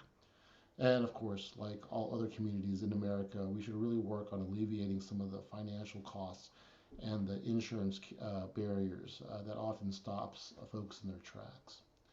Reaching out to the API community, of course, has its challenges, and I really applaud the council and all of you for your initial efforts, and I really encourage you to expand our community. The APIs are one of the fastest growing segments in the American mosaic, and obviously we're stronger as a state, as a nation, if we could all come together. I've really enjoyed my time on the Georgia Council's Board of Directors and helped with some of the partnerships within the API community, and I look forward to helping on that front a little more so. But thank you for allowing me to be a part of your day. Jeff, if you're still with us, if you're in, I'll yield the floor back to you, or the screen back to the council. Hey, Brian, thank you so much. And thanks for putting up with these our internet just went out in this building. So that's interesting. But I just want to tell everybody, Brian is a executive director's board member dream. He calls me and says, what more can I do? And how many times you have a board member that does that? So thank you, Brian, for everything you've done. The guidance you've given us over the last 2 years that you've been on the board has just been tremendous. And thank you for that. Really heartfelt, and I always learn so much from you about the AAPI community, and we hope to engage that whole community even more, and you do a great job representing that on the board. So thank you so much. Thank you. All right. You, Brian. Thank you, Neil.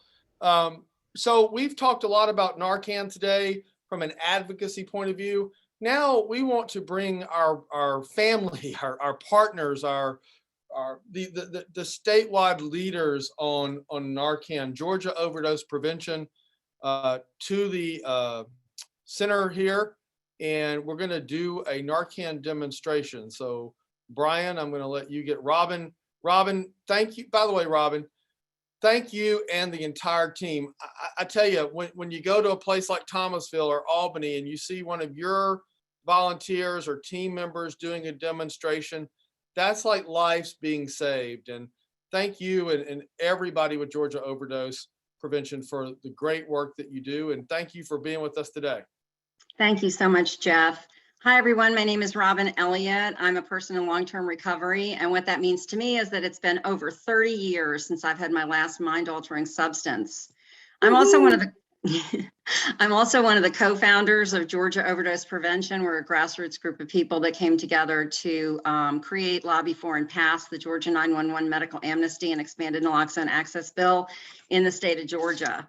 The law, I'm going to try to go quickly through the law and then do a quick training. The law says two things. Number one, if you're in the presence of someone that you suspect is overdosing, you can call 911. And is provided that you stay with the victim until help arrives. Neither the caller nor the victim can be arrested, charged, or prosecuted in the state of Georgia for personal use quantities of drugs. Those personal use quantities are on our website. You can take a look and see what those limits are. It also protects you if you have if you're on parole, on probation, or if you have conditions to pretrial release. It does not cover outstanding warrants, however. Also applies to underage drinking. So if someone's underage and they call 911, they're protected from, and they have somebody that's in a medical emergency, they're protected as well. The second part of the law pertains to naloxone, and it states that any physician can prescribe it, any pharmacist can dispense it, and anyone, any person who knows a person at risk of overdose may obtain it, possess it, and administer it to someone they suspect is having an overdose. Everyone is exempt from civil, criminal, and professional licensing liability for doing so. Law enforcement can now carry it. Harm reduction organizations like ourselves, under a standing order from a physician, can distribute it and train others, and anyone on an ambulance crew can administer naloxone. subsequent to our law, another law was passed, the Jeffrey Gay Jr. law, that says no personal prescription is required now to obtain naloxone. So there are multiple signs of overdose. You might see someone has their complexion looks different. It's blue or purple or extremely pale. They may have blue around their lips. They may have blue nail beds.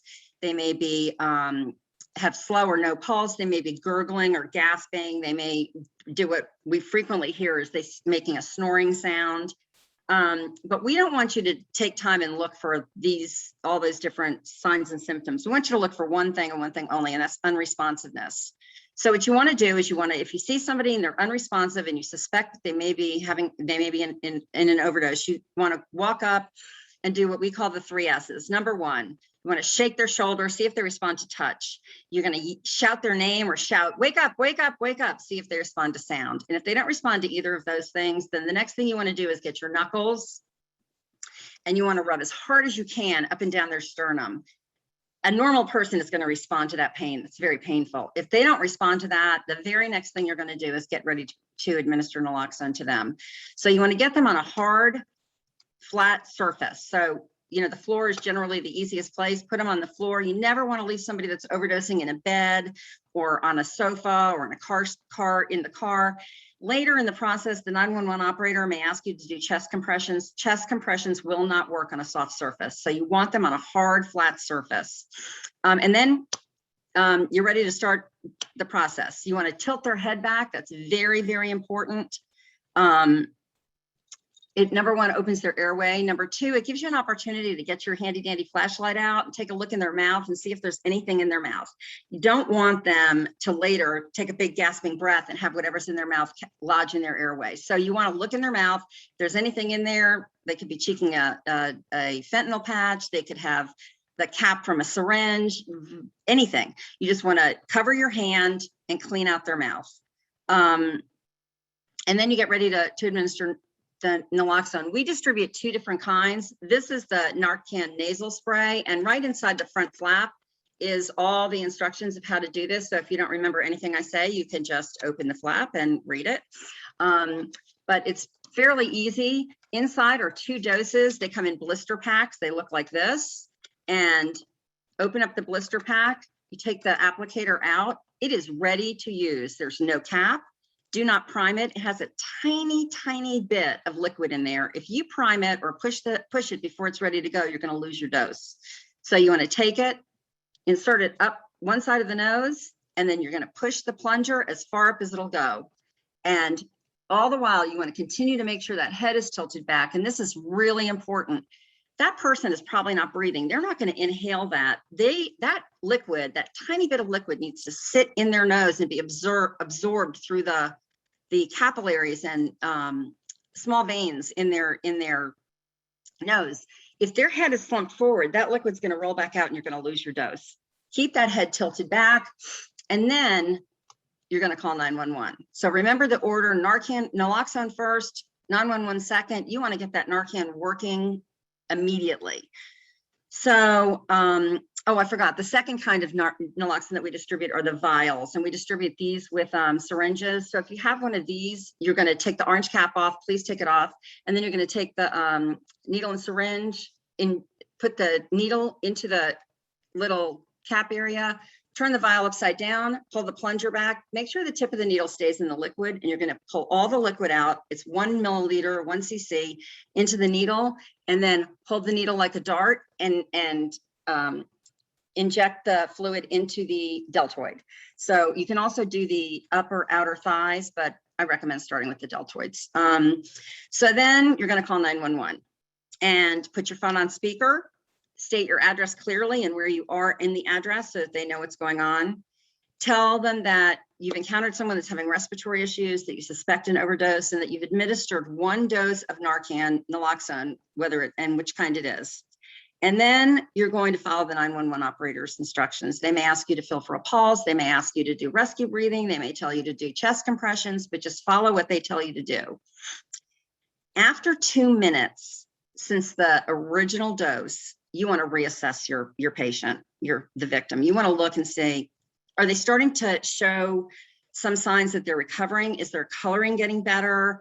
Are they breathing? Are they breathing better than they were? Are they talking to you? I mean, are they just seeming to improve? And if they are, then what you want to do is you want to roll them over on their left side in a recovery position. Left side is better than right anatomically. So put them on their left side and then just continue to monitor them and make sure that they continue to recover. If, however, they are not showing any signs of recovery, you're going to get your box out, take the second dose. All of our kits have 2 doses. Get the second dose out. You're going to put it up the other nostril. Again, do the same exact process. And then if you have the vials, you're going to do the same thing with the vials. Go to the other arm or go to the legs. And you can continue to administer naloxone every 2 minutes until either EMS arrives or your patient starts to recover. So one thing to really keep in mind is that Narcan only lasts in the system for 30 to 90 minutes. And fentanyl and some other opiates, but especially fentanyl, can last longer than that. So you want to make sure that if you after you administer it, that somebody stays with the patient. We always recommend that the person accepts transport to the hospital so they can be monitored by a professional. However, some people refuse transport. If they refuse transport, please stay with the person for 6 to 8 hours, because that's how we've lost people that even were released from the hospital early and they came home and there was still fentanyl in their system and they died. So you just really want to monitor that person for at least 6 to 8 hours after they've started to show signs of recovery. So a couple of important things about Narcan naloxone: it only works on opiates. So opioids and opiates. So that's fentanyl, heroin, oxys, roxys, Dilaudid, Opana, codeine. It does not work on meth. It does not work on cocaine. It does not work on alcohol. It does not work on benzos. However, today, so many drugs are either contaminated or cut with fentanyl that you don't know. The guy I just told you about that left the hospital and died, he was just recreationally using cocaine and it was cut with fentanyl. So we want to make sure that if somebody is exhibiting the symptoms that I told you about, even if you think they've only done cocaine, only used cocaine or only used meth, you still can go ahead and administer the naloxone. And if there's no opiates on board, it'll do nothing. But if there are, it will at least reverse the opiate part of the overdose and will hopefully save someone's life. So please remember, it only works on opiates, but we suggest if they're exhibiting those symptoms to use it anyway. It reverses overdoses, as I said, for 30 to 90 minutes. Please don't ever throw away your Narcan if it's expired. The most recent testing shows that all naloxone lasts for 28 years past the printed expiry date. If you've got it, use it. It will likely work. So please don't ever throw away expired naloxone. It's not illegal in the state of Georgia, by the way, to administer expired naloxone. So if you administer it and it's expired, it's not against the law. It's very temperature hardy. Keep it in your glove box, keep it in your backpack, keep it, with you wherever you're going to be. It's not going to do any good if it's sitting at home and you're out somewhere else. And remember, you can give additional doses every 2 minutes until EMS arrives. I went through that really quickly, I know. What we do is we distribute naloxone all around the state. We cover all counties in Georgia. Lori Fugate, my co-founder, has trained over 100 distributors, many of whom are CARES, many of whom work at RCOs throughout the state to be distributors for us. And so we're able to really cover the whole state, as Jeff mentioned, and they do trainings throughout the state and distribute Narcan to people that are at high risk and to people that know people at high risk. So we're also funded by DBHDD. We're so grateful to them and certainly grateful to all of our distributors. So far to date, we know of 5,064 successful reversals from our kits. That doesn't include law enforcement. That doesn't include anybody in EMS or anything. That's just from peer-on-peer reversals. So very, very grateful for that. And we think that number is probably underreported. So if you have any questions about what I said, I know I went through it really quickly, please feel free to go to our website. It's www.georgiaoverdoseprevention. Georgia is spelled out, overdoseprevention.org. You can request a naloxone kit there if you're high risk yourself or if you know someone at high risk. You can report reversals. Please report your reversals. That helps us so much, both emotionally, it helps us to keep up the fight, and it also helps with our funding. And also, if you have any questions about my presentation, if I breezed through things too quickly and you need some help, our Facebook page is Georgia 911 Good Samaritan Law, and Instagram, we're Georgia Overdose Prevention. And thank you all so much for the opportunity to be with you today, and happy recovery. Robin, thank you so much. You are amazing. You always show up for us, and we love you. And thank you for the 5,000 plus lives that you saved across this great state. Thank you so much. Thank you all so much. You Miss couldn't you. do without you. Indeed, Robin, what an impressive number. And I agree with you, it's underreported, no doubt about it. And thank you for your sponsorship and your leadership for the Arad committee. And tell Laurie we're thinking about her. And boy, I mean, just, you talk about a premier organization on the front lines, Georgia Overdose Prevention. What a privilege to be in your presence. Thanks so much, Jeff. So if we were in person, right now, the music would be kicking up in the depot, and all this vibe would be going on because the Rise team would be coming up on stage. And this is one thing I love about Alexia and Sarah and the team at Rise, is they worked around the clock with William in particular, Brian, and everybody, to find a way to bring us the power of art and recovery. And I know that one of the main reasons we want to be back in person next year is so we can feel that intensity in the room. But this year, you've got some creative ways for us to embrace recovery through art. So we're going to let Alexia and Sarah bring this to us. But we all love Rise, and thank you so much for being here. Thank you, and happy Addiction Recovery Awareness Day. Thank you, Georgia Council of Substance Abuse. Thank you to each and every elected official and state legislators. Thank you so much for the hard work you do for recovery. And we are thankful today. We are thankful for hope. You see, hope is like the sun that rises up and over the horizon. And sometimes you got to dig for hope. You got to dig down deep for hope. But through your prayers to your God, the doors of hope are open.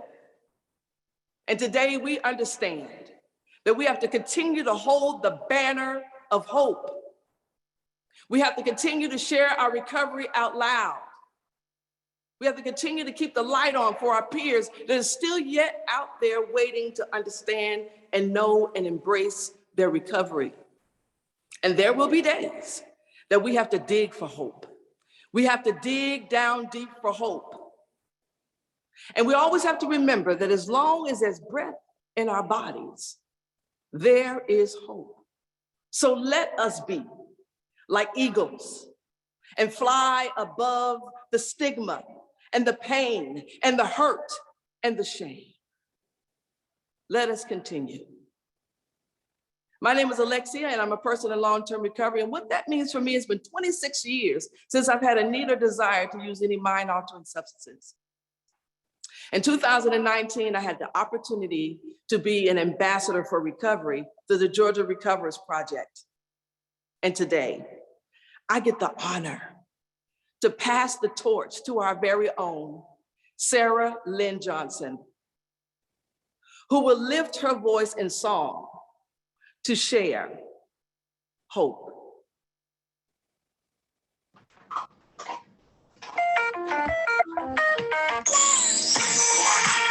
Come on, listen up.